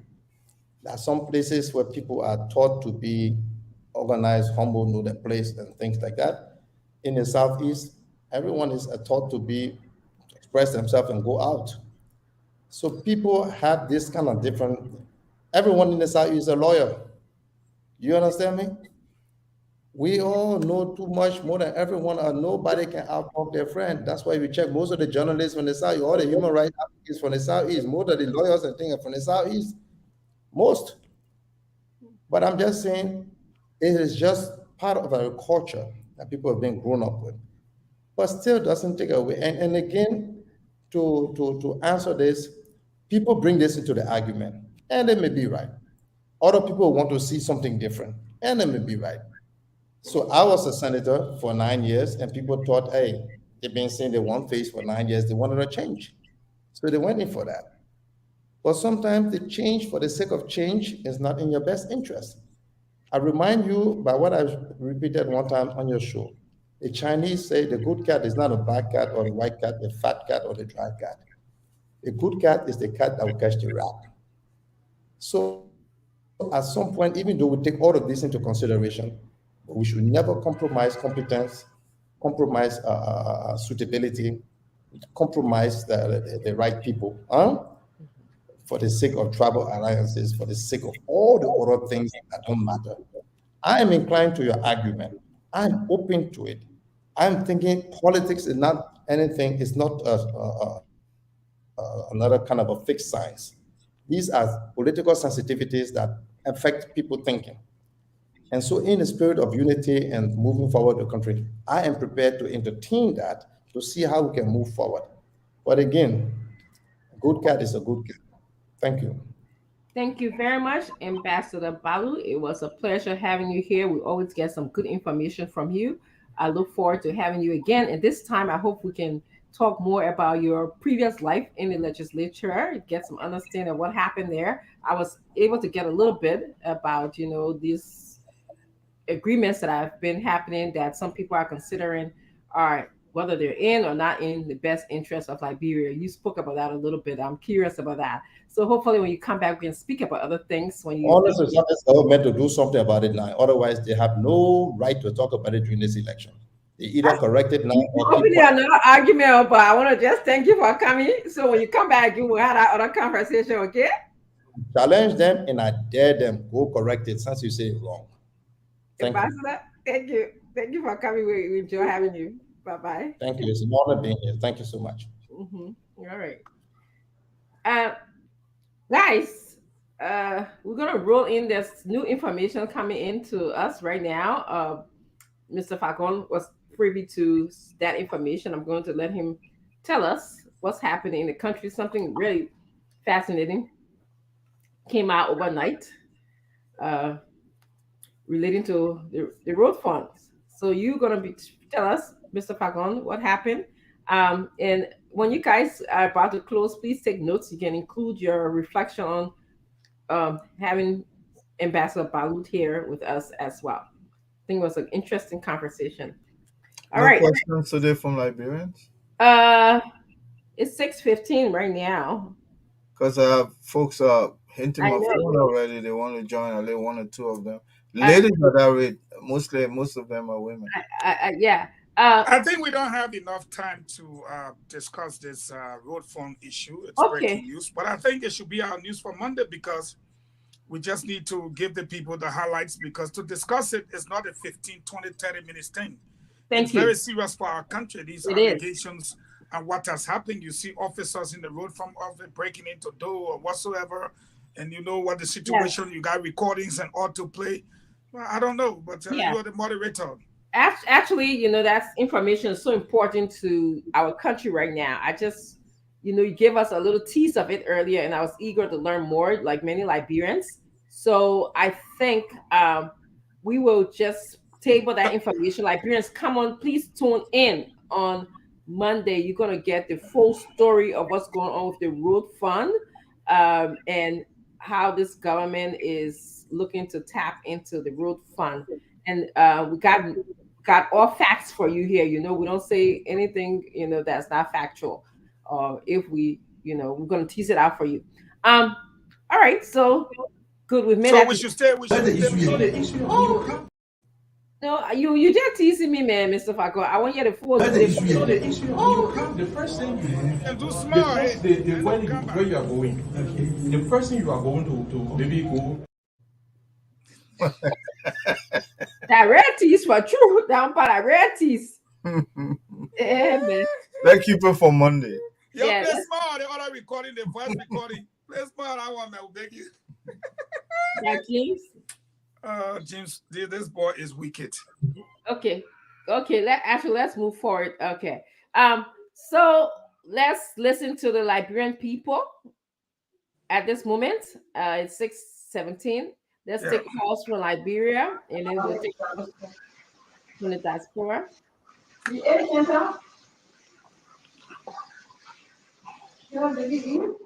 Oh, y'all mute center microphone. They asking he or he hungry. Y'all. I was wondering what happened over there. You ate Stanton? Stanton, did you eat? You're too sharp. Hey, Shabo. You do that for Domina. Okay. I saw him in the background. Messages. Thank you for your good job. So you fool yourself. That job where you go to, where I saw you just you don't want to go where you don't want every go there. So one thing everybody should know, all the people there must say, don't fool yourself. Now you think you're what I'm going to do, Boniface, don't want to start to you lie to yourself. I'm a silent mover. I said that everybody from the vice president down to the speaker can see my phone messages.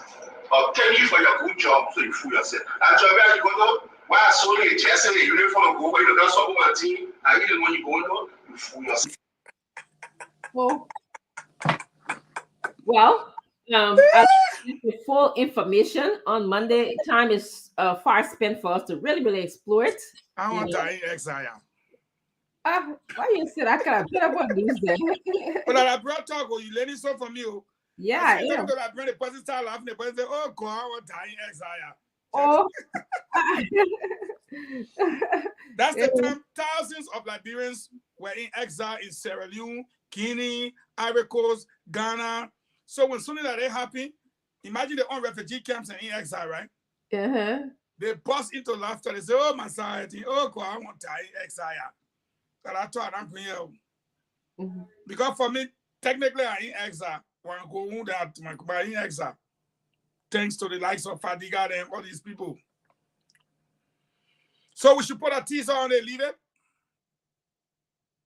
I mean, you mute. I just wanted to touch on. Yes, go ahead. Go ahead. If you, to the extent that you can, give us a little bit. So Yeah, it won't be more than 2 minutes, or else they will not come back. Go ahead. Here is the deal. We got letters in our position where the public works minister is telling you. Now you think you're what I'm going to do, Boniface, don't want to start to you lie to yourself. I'm a silent mover. Correct. I said that everybody from the vice president down to the speaker can see my phone messages. Thank you for your good job. So you fool yourself. That job where you go to, where I saw you just you don't want to go where you don't support my team. And even when you go in, you fool yourself. They let us work together for.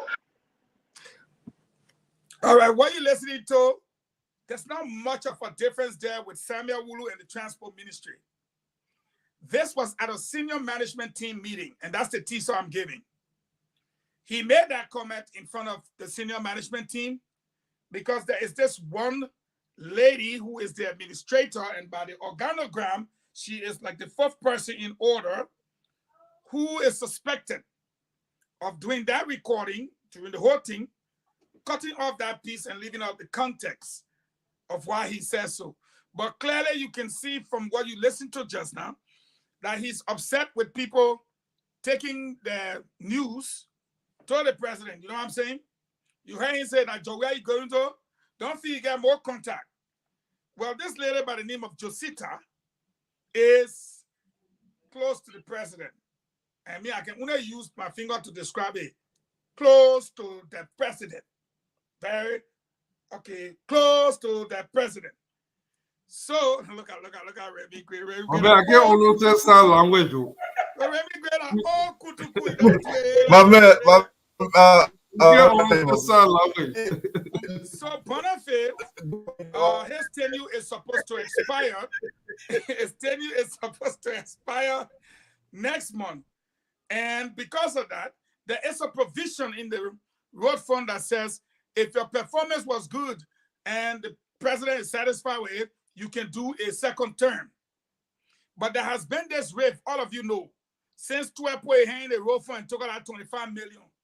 And you're on the same platform chasing with stick. He moved a hand for in the road fund. So if the guy had not said something about it or was not adamant, somehow the thing would have gone the way it went. So Tua and others, including this girl who has been taped now to replace him. There she is, Josita Newville Winto, administrator. Look at. I do that to mean they're very tight, man. Oh, Kutuku, I'm begging you, man. So now she has been tipped in the walls that she is set to replace Boniface Satu from fourth straight to first. And of course, the name Newville tells you exactly it's the Southeastern Company continuing. And it is believed that she's suspected of being the one taking the tape and then editing the tape and carrying it to President Weah. And this tape, Fadiga, because you're looking at me, President Weah forwarded this tape that you heard play to the speaker and the pro tem. As this tape was in mid-air traveling, the had intercepted a copy and put it back in mid-air. And then the tape continued going and kept the stuff. So the speaker and the pro tem listened to this particular tape, and it's very annoying for President Weah because at the end you heard what he said. That we are going to, the one who are making chances for my team this time. It made we are saying now we are appointing the man. Oh yes. So now Josita, who is fourth in line, and I don't want to get a whole story now, but something happened at the office yesterday which you ain't know about. And you know that question, you know who am I? You think you who? I will show you who am I. Blah, blah, blah. But in the process, there was a recording going on. And that recording is what you saw in the little video.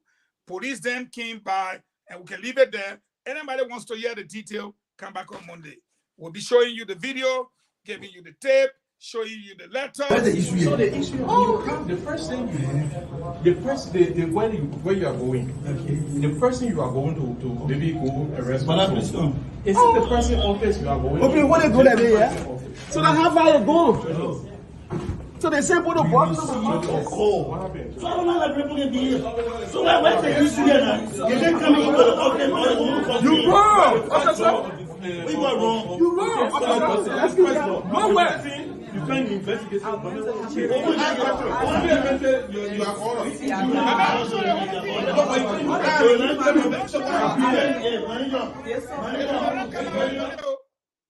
God show the whole thing. You heard Bonham say, oh, this is where he reached out to bust into somebody's office. When Bonham heard the thing, he sent for the guy. While he was having a meeting with the guy, the police stepped into the boss in the office. You have been saying that you don't know something that's going on. Una mi entara facing husband or eating it.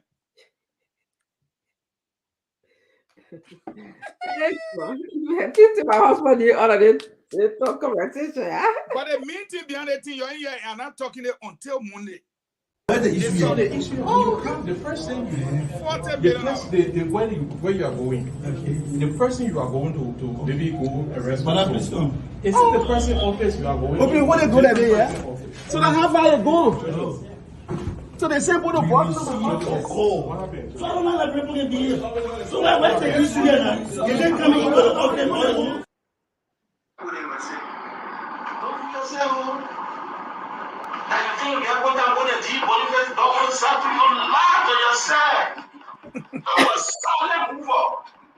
I say that everybody from the vice president down to the speaker can see my full messages. Thank you for your good job to fool yourself. I job you go to why so many just say you don't go where you don't so one team. I really want you to fool yourself. Then let us work together for. But you know how the people go into Jowia? Look at Bonafé. You know how the people go into Jowia? Look at the local Remy Gray. The kind of team Remy Gray let. Fadiga lost in the whole team because he's shocked. He like, what? Don't be shocked. Ain't when in China for Iboma, you don't see nothing here. And small one is seeing so. After they step the door, Bonafé jump out. Whoa, what going on? Only thing I want to do, I want to explain that sign language. My man, the gate is close to Jowia. Close. I tell you that the first thing, where you are going, the first thing you are going to maybe go arrest. Is it the person office you are going? Okay, what they go that day, yeah? So now how far you go? So they say put the box on the office. So I don't know that people can be here. So where's the issue here now? If they come into the office, you wrong, officer. We were wrong. You wrong, officer. That's good. No way. You can't investigate somebody. You are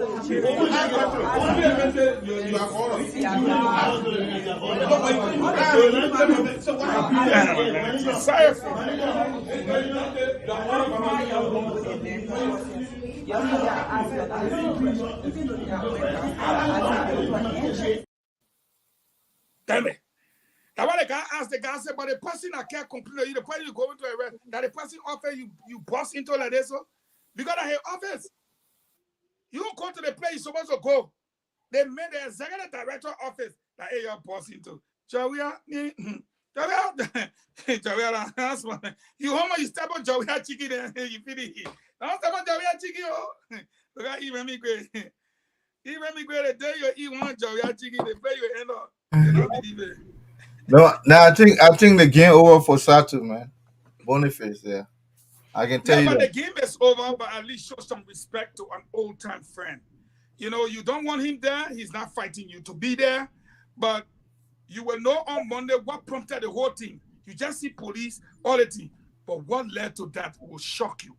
That's not commentary after the match, man. Satu, trust me. You know? Anyway. Yes. So how about open the phone lines and just hear Liberian people what they have to say? We got a little tease of a tearjerker, the American people can see it, of what to come on Monday, tearjerker, or what to come on Monday. So come back and be here with us on Monday. We'll have a detailed conversation as to what you were hearing. And if Afriland Bank get our 40 million, Afriland. I can promise Afriland Bank, the whole noise coming from somewhere or that, Francie. I see. 40 million to borrow against the road fund.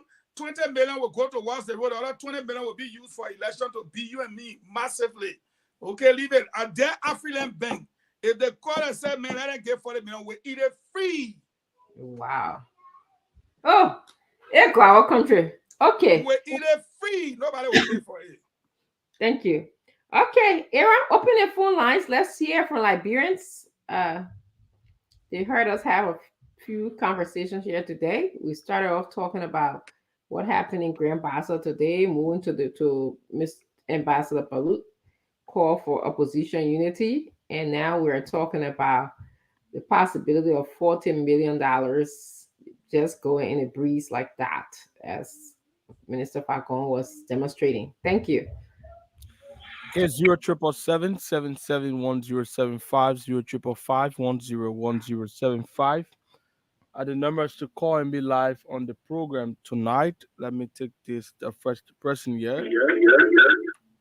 Okay, I don't know what's going on. But just tell them when they answer to move away from their monitors. Just move away from your lower your monitors. Lower your monitors, please, people. Hello. Hello, you are live. Go ahead. Yeah, my name is Elmo calling from Petersville. Why? Yeah, I want to tell the Mr. Fagon himself. What Mr. Fagon was when you were a minister? What are information? And now you can give it because you're a minister now. No, that because I'm there for them to kill me so I can turn on. Okay, welcome. Good evening. How are you? I'm fine. Yeah, I'm live on Spoon FM. You are live on Spoon FM. Go ahead. Okay. I'm Phil Koko calling from Johnsonville. Okay, let's hear you. And yeah, I want to speak on the ticket for Cummins and that of Wakai. I want to speak to Cummins this evening. Go ahead. I want to advise Cummins that if he loses this opportunity to join or to emerge with the United Party to have one ticket, it will formulate to his Bronskin life. That is, he will end up to be like Bronskin. He will become president in this country. That I'm perceiving, and it is real. Liberian people want that ticket. If he refuses, it will lead to a serious problem for him, for his presidential life. Thank you very much, Stephen. Okay, thank you. Welcome. Oh. Go ahead. My name is Gafwe calling from District 2, Chikota Rehab. Okay. I want to thank you for this show. This show really enlighten us, especially for me. I was of Vision 2017, but I changed my mind to vote today. Human Burger comes October 10th. For the name we can remember on SKD. He said, thank you, yeah. Well, thank you for making me thank you for making me to become rich, for me to make a resource. We thank you for this show. We thank you for this show. We love this show very much. Okay. Thank you. Can I tell more? Let me take this person. Welcome. Good afternoon. I'm so happy to join Spoon Talk, especially for the first time. Where are you calling from? I join you from Broadville, District number 17. I'm standing Sunny. Okay. Go ahead. Say good afternoon. All right. I just want to reply to a comment that came from Colonel E. Remy Gray. He tried saying that the issue of the opposition unity is almost like the issue of the prodigal son. You are directly trying to say that Joseph Newman Boakai should go back to the CPP, and when you look at the story of the prodigal son, somebody need to go and appeal. And I tell you, it's very much impossible. We will not go back to appeal to anybody in that CPP. And we say for sure, with or without Cummins, JMB will be Liberia's next president. Thank you very much. Thank you. Thank you very much. Hello, Okay. welcome. Hello. This is DJ Lemay calling from Corwell. Go ahead. Let me say hi to the panelists. You know, DJ Fagon, I play my card well. And I pray to God that it works and it should work. I will pray God that because you will be a time for the government. Because you that put every day to racket, to do something, you will break it down and get confused and get in. Look, you are one of the bring with the CDC. So I will pray God for us to get you on our side and send what you on our side. You see, these people, God will continue to expose them on a daily basis that like people will see that the people, they are of failure, they are complete 419. What they doing to this country, they will be disgraced. President, we are in the life. We come to it, everybody will sit in justice. And we pray when Honorable Boakai and Cummins come together that the war in the country to this country, that only will like God be level with that. Because with the Christians, they are stopping the Liberian people. So they were happy in front of me, or DA car broke somebody for. And then he was taken to redemption. Redemption said no coming. He went to TFC. They said no way. They had to bring him back to Mawa. One of the kind of routine that Liberian people are suffering. The children had to barely go to school. Then some put that 12 years. They all go 24 years. We'll see that. But thank you for the platform and money. And we follow it to that road phone because the guys are seeing. They have to read what we're supposed to get and support the market. That is called on our side. Because thank you very much. Thank you, Aaron. We're gonna move on to the diaspora callers. James. Like I said, I got one caller on the line. Been there for 30 minutes. Okay. Go ahead, lady. Good evening. My name is Kolo. I call from Maryland, USA. I would like to say to Senator Balu or Ambassador Balu, he's wasting his time. The Liberian people mind are made up. They have this mindset that Cummings should be vice to Joseph Boyka. Cummings did not come to the race to be vice to Joseph Boyka. And what I don't understand is that Joseph Boyka has never reached out to Mr. Cummings asking him to be the vice. And even, if he does it now, it's almost impossible because we have disrespected this man so bad. We have disrespected him. We have dragged him through the court. We have told lies on him. Mr. Cummings is me. Mr. Cummings is this. Mr. Cummings does not owe the Liberian people anything. He's not the president. He shouldn't be dishing out money to give the Liberian people. Joseph Boyka is a greedy old man. No. Caller, we end this. He's tribalistic. I'm from Nova.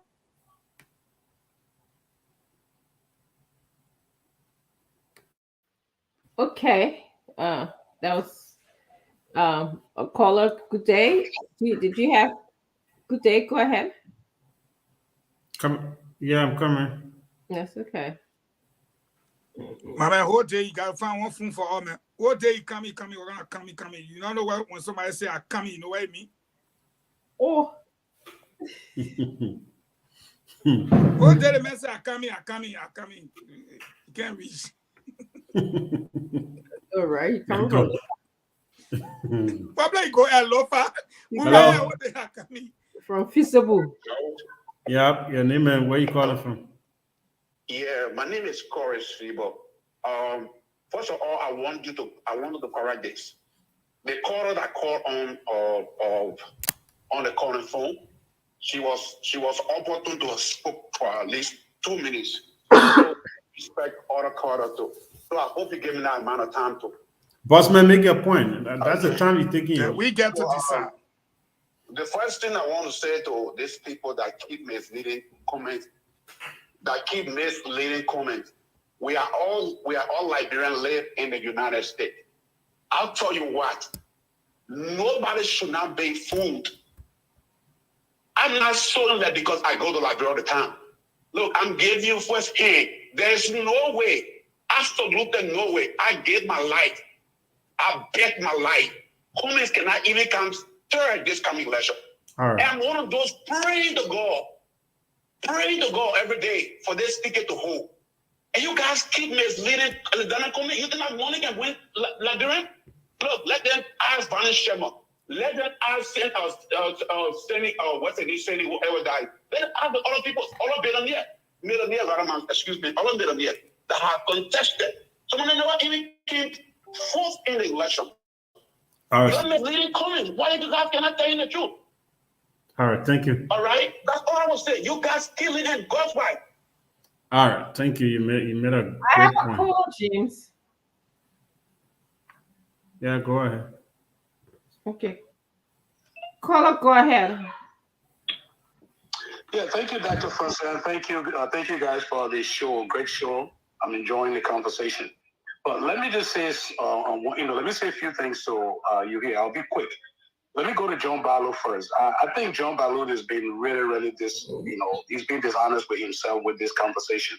When John Balu was running for the Senate, he did not say my opponent has more vote, therefore let me drop out. Why didn't he set that example? If he's going to come and tell someone to be number two, when he was running for the Senate and he knew that maybe the other person was more popular than him, why didn't he drop out? Why now come to Mr. Cummings and say you have to drop out? I think he's being dishonest with this whole conversation. And secondly, there's no formula of how this is going to work. Who's going to take what? We know what the how is. The how is he wants Mr. Cummings to go number two.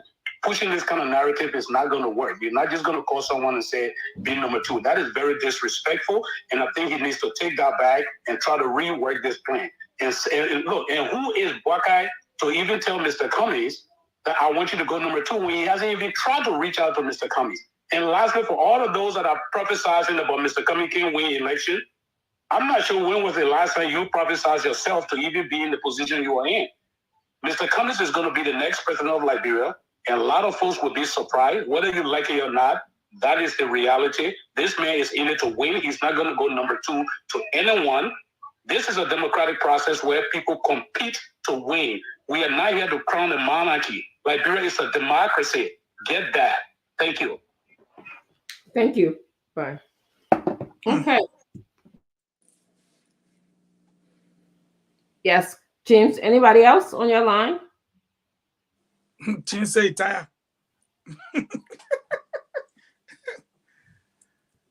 I like the way the last caller spoke, honestly. No, in there, what I mean, say, you just let us. No, you want to divide us. Okay, you don't have any colors? No other colors? We can move forward. I like for people to sell I have a caller here. stand up for the candidate. That's what I like. Okay, go ahead, Remy Gray, and then we'll two more calls, and then we'll go to our closing comments. Hold on a second. Caller, you there? Caller, are you there? Yeah, hello. You Yes. can hear me? Yes, you live on the air. Your name and where you calling from? My name is Nelly Francis Salisares. I'm calling in regards to what Ambassador Balu is doing. We are registered business in Liberia called Make Liberia Great. And we were one of those who were in the petition. We filed a petition with both candidates. So if anybody on this line think that what Mr. Balu is doing is not wrong, it's right. We have been advocating for this since 2021. It's not because of now. So I'm calling to let you know that Make Liberia Great was part of the petition day before yesterday. And we are registered in Rhode Island, Providence, by the name of Make Liberia Great International. And we are going to go forward with this thing for Cummings and Brecker ticket. And if they don't want to do anything by the end of May, we will take it to Washington, D.C. to petition them because we need a country to be safe from the George Weah government. Thank you. Thank you, caller. And you can see us on our WhatsApp page. So, Colonel Gray, we are working with Ambassador Balu and with the justice of the opposition. We are Make Liberia Great. Thank you. Thank you. Thank you. Okay. I think it's fair enough to say we can move into our closing comments. It's great. We had 2 female callers on today. That's what I like. I like to hear the views of women on this show. All right, we're going to move on to our closing comments. And we're going to start with Remy Gray. You know, again, most of this is tied to our own personal ego. My candidate can subordinate my candidate.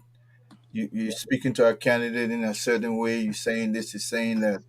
These are all the dynamics that interplay in democracy. One of the things I will always urge anybody to do is to see the country as the bigger picture. When you see the country as the bigger picture, you will subordinate or subject to your own personal aggrandizement, as we refer to it in politics. I still see room for unity or collaboration, opposition collaboration. I still see the need. Neither of the individuals who are advocating has the clear majority to win President Weah. I still believe Mr. Weah is a popular man among Liberians, both to those who show it and to those who are not. Dividing the opposition vote is a risky way of losing that election. I think if you let wisdom to prevail, you will see that whether someone goes second, whether someone goes first, as long as a ticket wins, you will be safe to go to Liberia. As it is right now, some of us have to sneak into Liberia 1 or 2 days and have to leave prematurely because the moment the news go around that, oh, Conor Gray is here, the next thing, people start devising plans. So some of us don't even explain how. Fangon is one person. I don't think Fangon can just jump on that and go to Liberia. The only time Fangon You know me, you see my boss. The only time Fangon will feel safe is probably when this government is no longer in power. The same thing with Fadiga. You know, you go into your own country where you're supposed to feel free. You have a group of individuals who are hunting you down because of opinion. That's why some of us don't announce. But when you go to Liberia, you get the feeling as to which candidate is leading in terms of the euphoria. But that is not to mean that individual or those individual people want to win have the number. That's why the opposition unity is the best way to just end this whole menace over our head. If you think that your candidates being subjected is more important than we electing a tyrant out of power, if you think it's more important than that, then some of us will wait and see. And I can tell you, at the end of October, it will become apparent to you that yes, had I known, by then it's late. But remember, we can win this only if we're united. If we think that we can win this divided, good luck to you. And we all wish Liberia the best, and may the best candidate wins. Fadiga, you want to go, and then I'll go, and if I go, take us home. Oh man, all right. Remy Gray kind of took some of the win from my seal there, but I would say this. I listened to some of the callers, and this is exactly what I was asking Senator Balu, former Senator Balu. There are some individuals that come here and speak as if to say they are speaking directly on behalf of the candidates in question. They speak as if to say they have the direct and final authority to make decisions for these individuals. And it is not true. So some of us even speak to them that know what's going on, actually going on in the background. We know exactly that these people want it. They want to unite. Look, whether you like it or not, every society have their circuit. There are some things that have worked in Europe will never work in America, even if it's far. There are some things in Liberia. It doesn't mean that we are less of, or we are ignorant, or we are crazy people. It is just our circuit. You cannot change it. When you look at this election, it is clear that neither of the candidates have the numbers to win an outright victory. We have a small nation. Look, what I can't understand, why are we making all this hullabaloo over nothing? We have a country, the United States. Let's use the United States as an example. 300 million people, two major political parties. 300 million people, two major political parties. They got some other funny thing here and there. Two major political parties. They don't see eye to eye on everything, but they have managed to make it work. We have a tiny country that barely can pass 5 million. And then we are divided on my tribe, my region, over vain things. Things that we not even separate, that we rather do not disagree on. That's what bothers me. For less than 5 million people, we're fighting over the, how scattered can our idea be? Most of these, so when people come here and talk about, there's another gentleman that came and talk about this is democracy, and then you think Liberian people vote on democracy? You think Liberian people care whether you got a degree or you are this or that? We had an election. One caller said that yesterday. We elected a president that refused to come to a debate. Most of you look at Liberia through the lens of the United States of America. This is where you guys get it wrong. This is where your analysis become flawed. In America, have you seen anybody elected that refused to attend a presidential debate and tell the people? They made economic plan. Say when you think rest is expensive, we want to do scarcity, cannot deny. Or I even understand what he was saying. The man refused. He did not tell you nothing. gave a platform. The people say, what did they say? You know both, you not know both will vote for you. It shows that their priority was different. What they were looking at is not what you are looking at. You are looking at eloquence. You are looking, let me say, I'm not eloquent. You are looking at all those different things. The Liberian people want someone that looked at them, someone that they can identify with, someone that, and these are the little things that the people look for. The science of politics says that you need to pay attention to the majority, what they want. That's one of the downsides of democracy. No matter how crazy the majority may think, you have to pay attention. Some of you sit in the diaspora and you rather want opposition unity, all of you move from here, you go support coming. Everybody go down. That's the best thing. 20,000 of you put your money where your mouth is. But do not look, when President Weah becomes re-elected, none of you will suffer. You will still in your own food stamp, you will keep getting your food stamp. And you working, you will keep getting your paycheck. No, gotta start from the that buy go. I'm not hating on people with food stamp in operation. It's okay, but you worry me. Sorry. But the people in Liberia, that mother would not, this education system will continue to remain backward. Some of us, when we say we're looking at the bigger picture, it's not that this person is better than the other person or this person got most of them. No, we are looking at how can we stop the bleeding? How can we restore hope and then find ways to say, look, you cannot govern if you don't win election. You think that people care about all your fancy thing about Coca-Cola and this and that? Look, I love Cummings. I think he's one of the greatest Liberians. I think he will make a very good and effective president. But I also know that I'm also facing a reality that my people do not see things as we are seeing it here. Because I was one day. Look, I will end with this. When I just graduated from high school, I started to work with you. It was Yulee Mill at that time. My first job with this Yulee Mill. This white lady, old white lady that had come to be an election observer in Liberia for the election. I was like, Chancellor, when Chancellor talking, and I was sitting near the radio, amazed, at his voice, is eloquent. It's like something piercing through my soul. Can you imagine that? Everybody there, you know what was saying for Ellen? The old man walking circle now, way, yeah, and we're making fun of Ellen. And this woman told me when the election result came, she told me, say, you know what? Hussein, why so many people voting for Chancellor? 75%. That bad man, 75%. That man won. And she said, why so many people voted for Chancellor? I said, no, Chancellor is an eloquent. People think he's a strong leader. They think that when they vote for him, Liberia will be this because, but then he had made all these outrageous promises. You know what the lady told me? She said, you know what?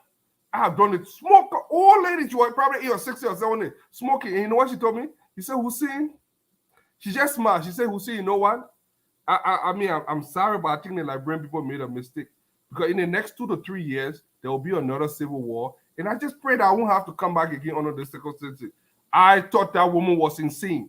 That was me then. Guess what happened? Less than 6 months later, rebels started again. The whole country got something. And it just shows when you know, you know. We have a fine thing going on here. There is no way that we can defeat President Weah if we do not come together. If you wait for a second round with the same bad blood, there is no way that we can put this thing back together. That is why we are calling for it up front. And to you United Party folks, you are making the same mistake you made 2017, and then you start to blame Cummings, you start to blame Bronski, you start to blame everybody for not getting elected. You think that you can do it now. Look, Israel Akisaya told me something 2017. When everybody, let me use the 30 second with that. Everybody was looking for where to go. I already fed up with the Unity Party, but I just decided to support them because when it became they enjoy, I say, you know what, they were the lesser evil. Israel say, you see them, man, and they already acting that they now win the election. He said, me, I'm going to CDC. I say, you know what, my principle will not allow me to support the CDC. Guess what? He said, man, they already acting that they get it. And that is the same thing you guys are doing. You have now 1 year, you already talking about how you go. So when you're in that divine position, everything, that's why you're so adamant. But I will tell you what will happen. You put Ambassador Boyka against George Weah, he will be defeated the same way. Nikwe could not win his own time. When he left that way, he went separate that way. So, I will leave it at that for now, but be careful what you wish for. Thank you, Fadika. We'll see you on Monday so you can at least continue to tell us your thoughts. I want to close. I have a few points that I wrote down here. You said something, Fadika, that sort of would summarize exactly what I'm going to say moving forward. You say you can't stop the bleeding. And I'm saying, yes, you can. We have been trying to stop the bleeding in our country by putting Band-Aid on the bleeding, okay? By putting in, like bro, say plaster, you put plaster on the bleeding. And this is where I stand. I stand to say that democracy is a form of competition. Sorry, Dr. Frenzy. Somebody told Fadigas, say, sorry, Prophet Ali. I call him Prophet Ali. I call him Prophet Abe. Okay. The boy talking serious to the boy saying, I tell you, oh, Prophet Ali. just give it to our people. Okay. I'm here today. Yes, we have our unique ways in Liberia. We have our unique culture. These innuendos that we do as Liberians. Sometimes you cannot, apply in other places. But democracy is a form of competition. We are here talking about just one aspect of democracy, just the winnability, the electability part. And those things, like you said, the winnability and electability part, they're good for America. They're good for developed countries. Those things have not worked well in our country because we are putting plaster on the bleeding. We are putting Band-Aid on the bleeding. This time around, let's allow our people to think critically. Let's allow them to use the 3 C's that I always talk about here. Competence, okay?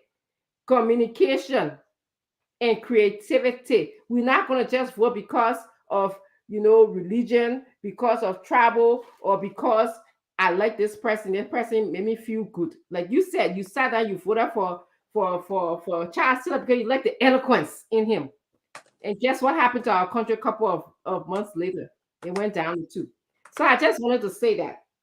I also want to say in regards to the conversation to Ambassador Balut, I'd like to have him come back for us to have more thoughts about. I'm interested in that Booker's.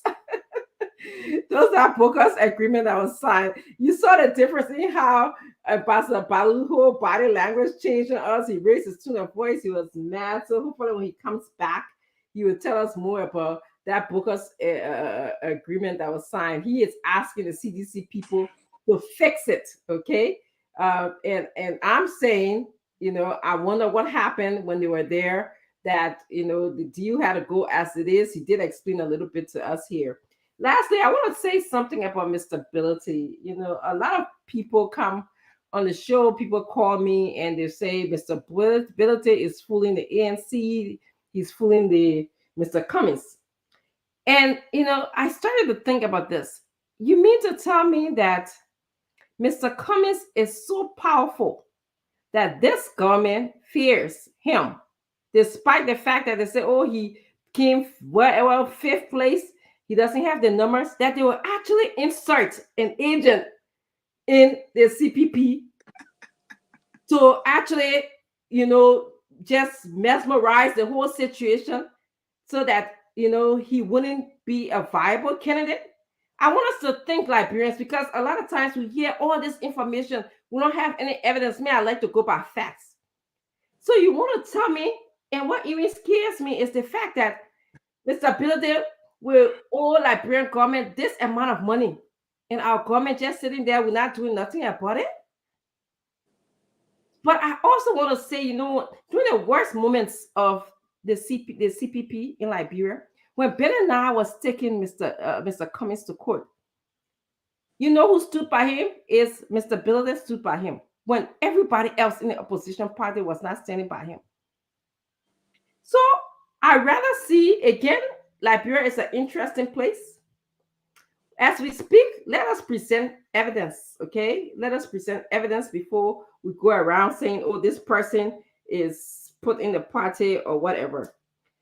Lastly, I want to say that Liberia is beginning the next phase of registration. I want all Liberians, I want to call on you to register to vote. Exercise your right to choose who you want to lead our country. You will not be able to do that if you do not register to vote. As you registering to vote, I want you again to think about the 3 C's here. This is my new line to you. Competence, which we know that Mr. Cummings is. He has a history of being competent. He has a proven track record. We talk about creativity. Liberia is a place, man, we need a lot of creativity. Like we discussed early on here, that we have our own uniqueness, that we cannot just take one way of solving problem and expect that we solve Liberia's problem. We have to tweak it. We have to make it fit into our way of doing things in a way that is outcome driven. We talk about communication. Certainly, you see, one of the things Mr. Cummings does is he's out there speaking about the ills of our society right now. Every time he's talking about it. And he's also offering a solution to our problems.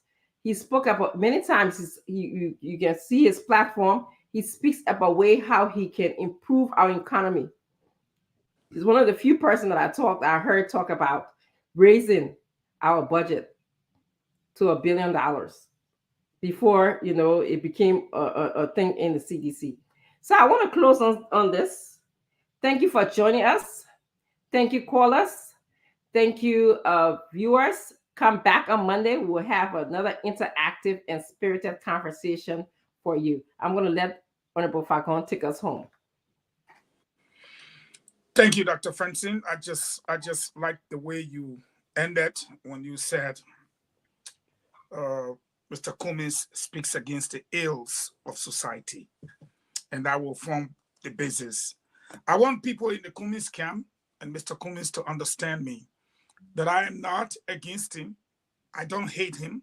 If anything, I love him more.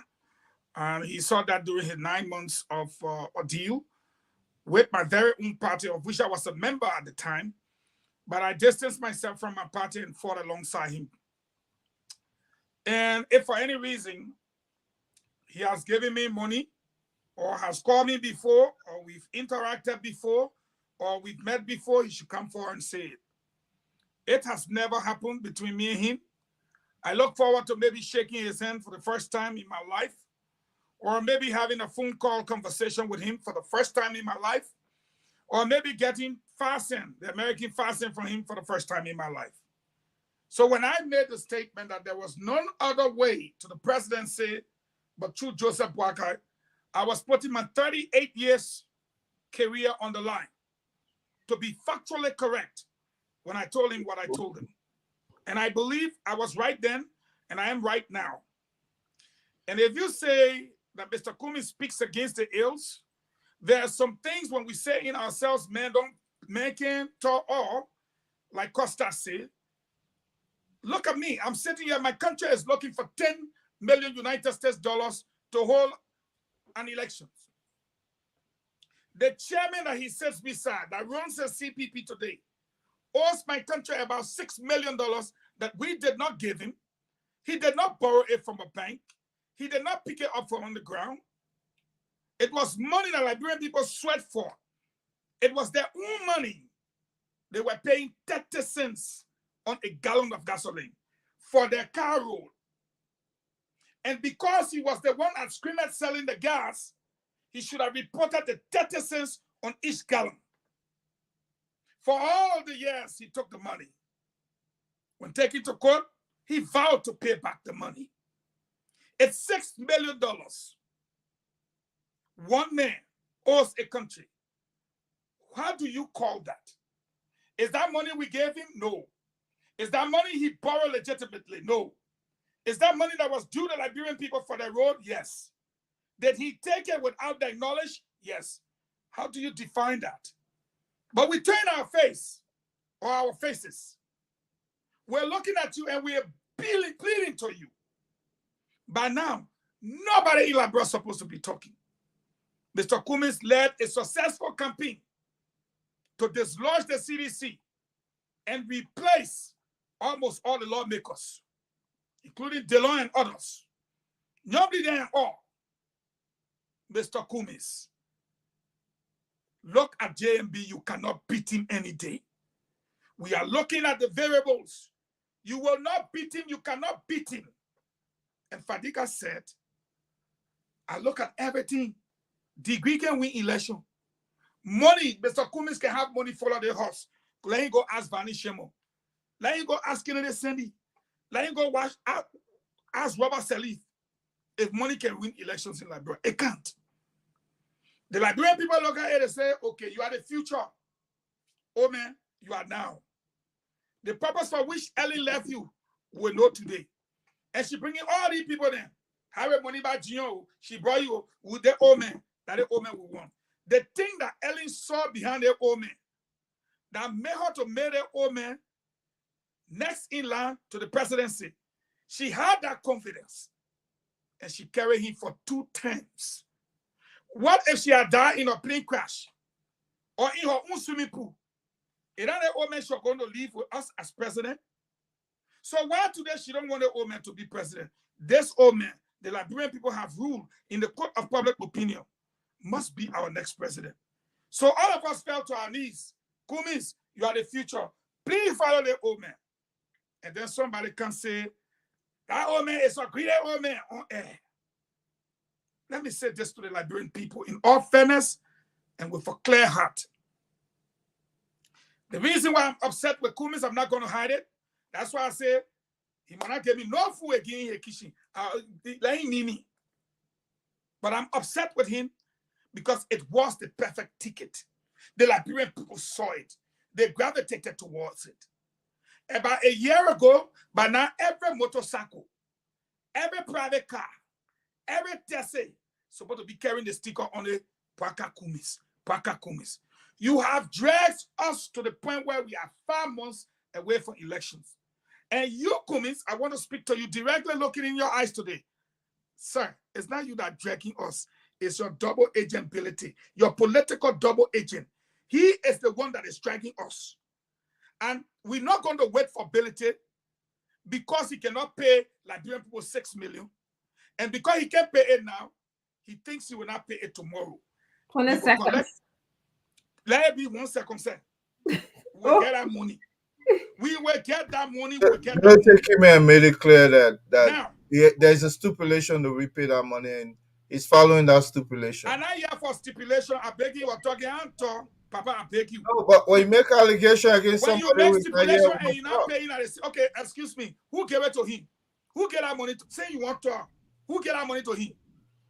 When your parents get you money or your parents get you money, we'll have our after talk. Your parents get you money, your mind give it to you, they need the money on the table. You take it, you carry it for research, you eat Papa Kalawe. How your mind back in Kolamon? Were you there? Were we there to know the facts? Our daddy said, well, we there, the man made a thing. You, yeah, Remy, is paying our money based on what came from the court. What came from what court? Oh, didn't you say? Let me finish. Give me 30 seconds. So now, this man is behind you. We got a problem with it. But we know you, Cummings, you are a good man. Now, when we look behind you, we just tell you, we say, Papa, come for our future. Papa, take it from the young boy now. He is destroying the town. We beg you. And what we're getting is that people around Cummings, not all of you, he can never be VP. He 5 didn't seconds. for that. He didn't do this. 5 seconds. Hey, not that fancy. Get out of 15 minutes. You don't want to get me in TD. Hey, you be talking. The boy even can't answer you. I thought the boy said I will sleep until you finish. I'm hungry. Yeah, good. Okay, you confess today. Now, at the end of the day, okay, let me close quickly. At the end of the day, we are saying here, and we're very, very clear. Don't say they drag this man in the mud. Dr. Francine, the Costa Macy running around. Yeah, could that I'm a witness. He called Joe Bagger a walking dead man. He said, you fed nothing for but the casket. He said, this man is not even fit to be around the presidency. Who Joe Biden made friend with today? He told agent too? That he Joe Biden made. No, I'm talking about the experience of politics. No, but I thought that he was to talking lay down his feelings. Mm-hmm. Forget about the people, the 10 people that caused him, and the 15 people that drag him in the court, and think about the 5.2 million people that is crying to him. He's following the 15 people that put him in court. The other 2 people that caused a par. The other one like Kev, them who caused him Baba cause. They are not more than 100. So why are you leaving 5.2 million people who love you to get angry with 15 people? Why? It doesn't make sense. I am the cowboy on the train. And as far as I'm concerned, I am between Grand Bassa and Magibi. And normally in our group, I'm waiting for them in Magibi tomorrow, 2 p.m. If Kumi is serious to go, have a good ride. He should call me. If he's not serious to go, we'll leave him behind. Enjoy the ride. And we will win. You fix the train? Anybody. If we don't win, let chicken grow teeth. You fix the train, the tire boss.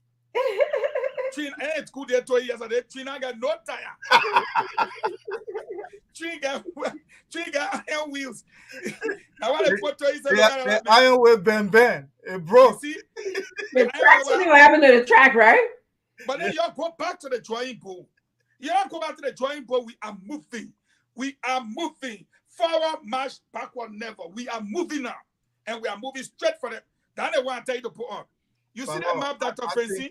I think you should just make the case. Dr. Francine, see that map? People anymore. They just green on it. Now the number of people that won United Party representative seat. They gray that independence. They blue that CDC. The ANC in 2017, they not even win 1 seat in representative election. That's the map right there. I challenge them. So we tell you, we say you are the future. People don't know you. Why you don't want to listen to us? And when you put 2020 election there, why you can't put the electoral map of the 2020 election? When Cummings had the CPP. The CPP, that Cummings party or the ANC? No, he was the chair of the party. But the CPP, the United Party, when I guys CPP, talk about winnability. Okay, you must win. Put that electoral map. The picture you show. You know why we put in 2020? Because Delon and Nombly not in ANC. We are stuck with the whole thing. Okay, we gotta win to govern. How you guys govern? Look at our country right now. We can't even find medication in the hospital. So Cummings will be the president. Say what? So Cummings will be the president. I'm not saying that. I'm saying let's go through the democratic process. Let's go through the democratic process. But you guys will bypass that process. We're looking like we're scared. Well, you guys, I don't know what you're looking like, but I'm trying to tell you that's okay. But we're already going like you're arguing. That you know what I'm saying? And let's all this personal business here. It sounds like, you know, when I talk to you, there's all this personal thing going, oh, Mr. Cummings mustn't feed my food, or if the fair with 15 people. No, I beg you. That why people can say, oh, you want money from the man, you want a man to call you. I'm looking for real people to call me with Babazwa. Now my friend may call me higher for our story. What I'm saying, if Mr. Cummings supported them, majority, because I can say, oh, Remy Gray not there, Fadiga not there. Majority of Cummings people, they just are there? Are there? You answer to your neck. You answer to your neck. Majority of Cummings supported them. If Cummings not be president, they will jack up call. Cummings supported them capable of calling God and then say, you follow up. You got it wrong, Paco. We just want the democratic process. We want to change. We say we're going there, and y'all say y'all carry Benu Sudan and Mami Wata. The things like this is why our country is the way that it is, because we are just used to. We like get credit to somebody because they're older than us. Let's get credit to somebody. Let's get credit to somebody because of our friend. Let's do the democratic process. Let's look at who's competent to run our country. Don't bring John Balu here again. Don't waste your time with John Balu. You're wasting our time. Let us go. Let's see what he pour water in coconut. Let go. Yes. Because right now, JMP got VP. But right now, I can tell you, Mr. Cummings looking for either Mami Wata or Benue Sudan. That's what you said. You don't know the inside story. You know Mami Wata and Benue Sudan? I know Kakakolo. Yeah, that me. That me. Chicken can swallow me. I see that I hope may the best person win. That's how it's supposed to be. My brother Fango, if you for that ticket, then start making justification. Just push it. You ate Hatta biscuit. You ate Hatta biscuit when you were in my room. Hatta biscuit. Of course. Yeah. You ate Of course. Ask The first thing But okra sauce, I forgot. I'll tell you later. But then okra drop on your mouth now. You should have been in that papi, man, Papa. I'll tell you later. Akoya, today Saturday. Look at that Francie waiting for us to go for with food. She gonna James, do some weird thing before you go here. You know, Fango, if only we can just push the point, unless you don't want that ticket, but you're pretending to want it. But I think we're very close. The Omer is listening, Cummings is listening. I can tell you that. Those two people know by themselves they can't win election, and don't fool yourself that. That's not true. You see that's why if you have the right to feel that way, two of them feel they can win. That's the best English to speak. Yes. Two of them feel they can win. Yes. But by themselves. Yeah. My brother, if you feel that your candidate can win by himself, others have the right to feel that way too about the candidate. And that's why I like the guy who spoke. I like him very much. He said this is democracy. He was too confident of his candidate. I like that. But when you can't, you say that old men are all greedy old men. No. That Mami Wata will be a VP. No, Eugene, I think we're making progress here with the Balut situation. You started singing that song, but the more you try to justify, the more people ego standing up. Man, the only thing I know, abandon. Anywhere JMB turn, I want to. You are coming to the U.S. I don't want to go another one like you and say, that he will tell you, you're who them want to talk. You're talking. That he will tell you that you're coming to the U.S. You're not supposed to sack the ambassador and you go back. That he will tell you, no, I will not tell you, no. That he will tell you. That he will tell you that you're not supposed to tell the foreign minister girlfriend and to have a permanent mission, knowing that you want to much people.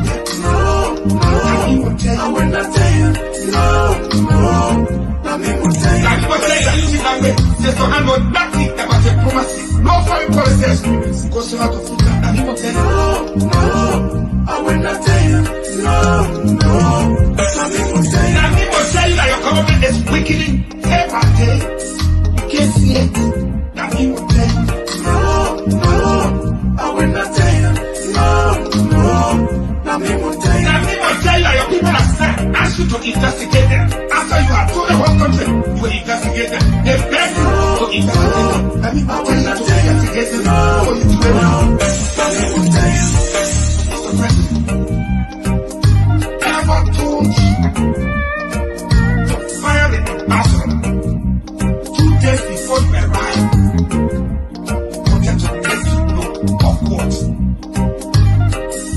So, when you decide now, you decide it in the text. So you and I know that the content will not be a man.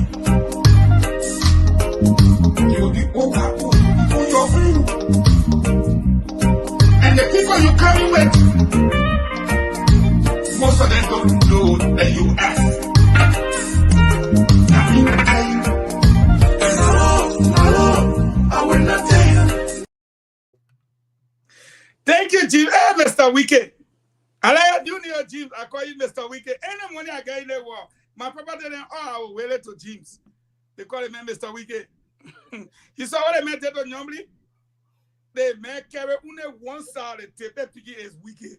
The whole side will fight him, stay in. Bishop here from the Bishop. People Megan to all. All right, gentlemen, thank you. Okay, thank you. Good night. Good night. Good night. Good night. Yes, sir. A special one.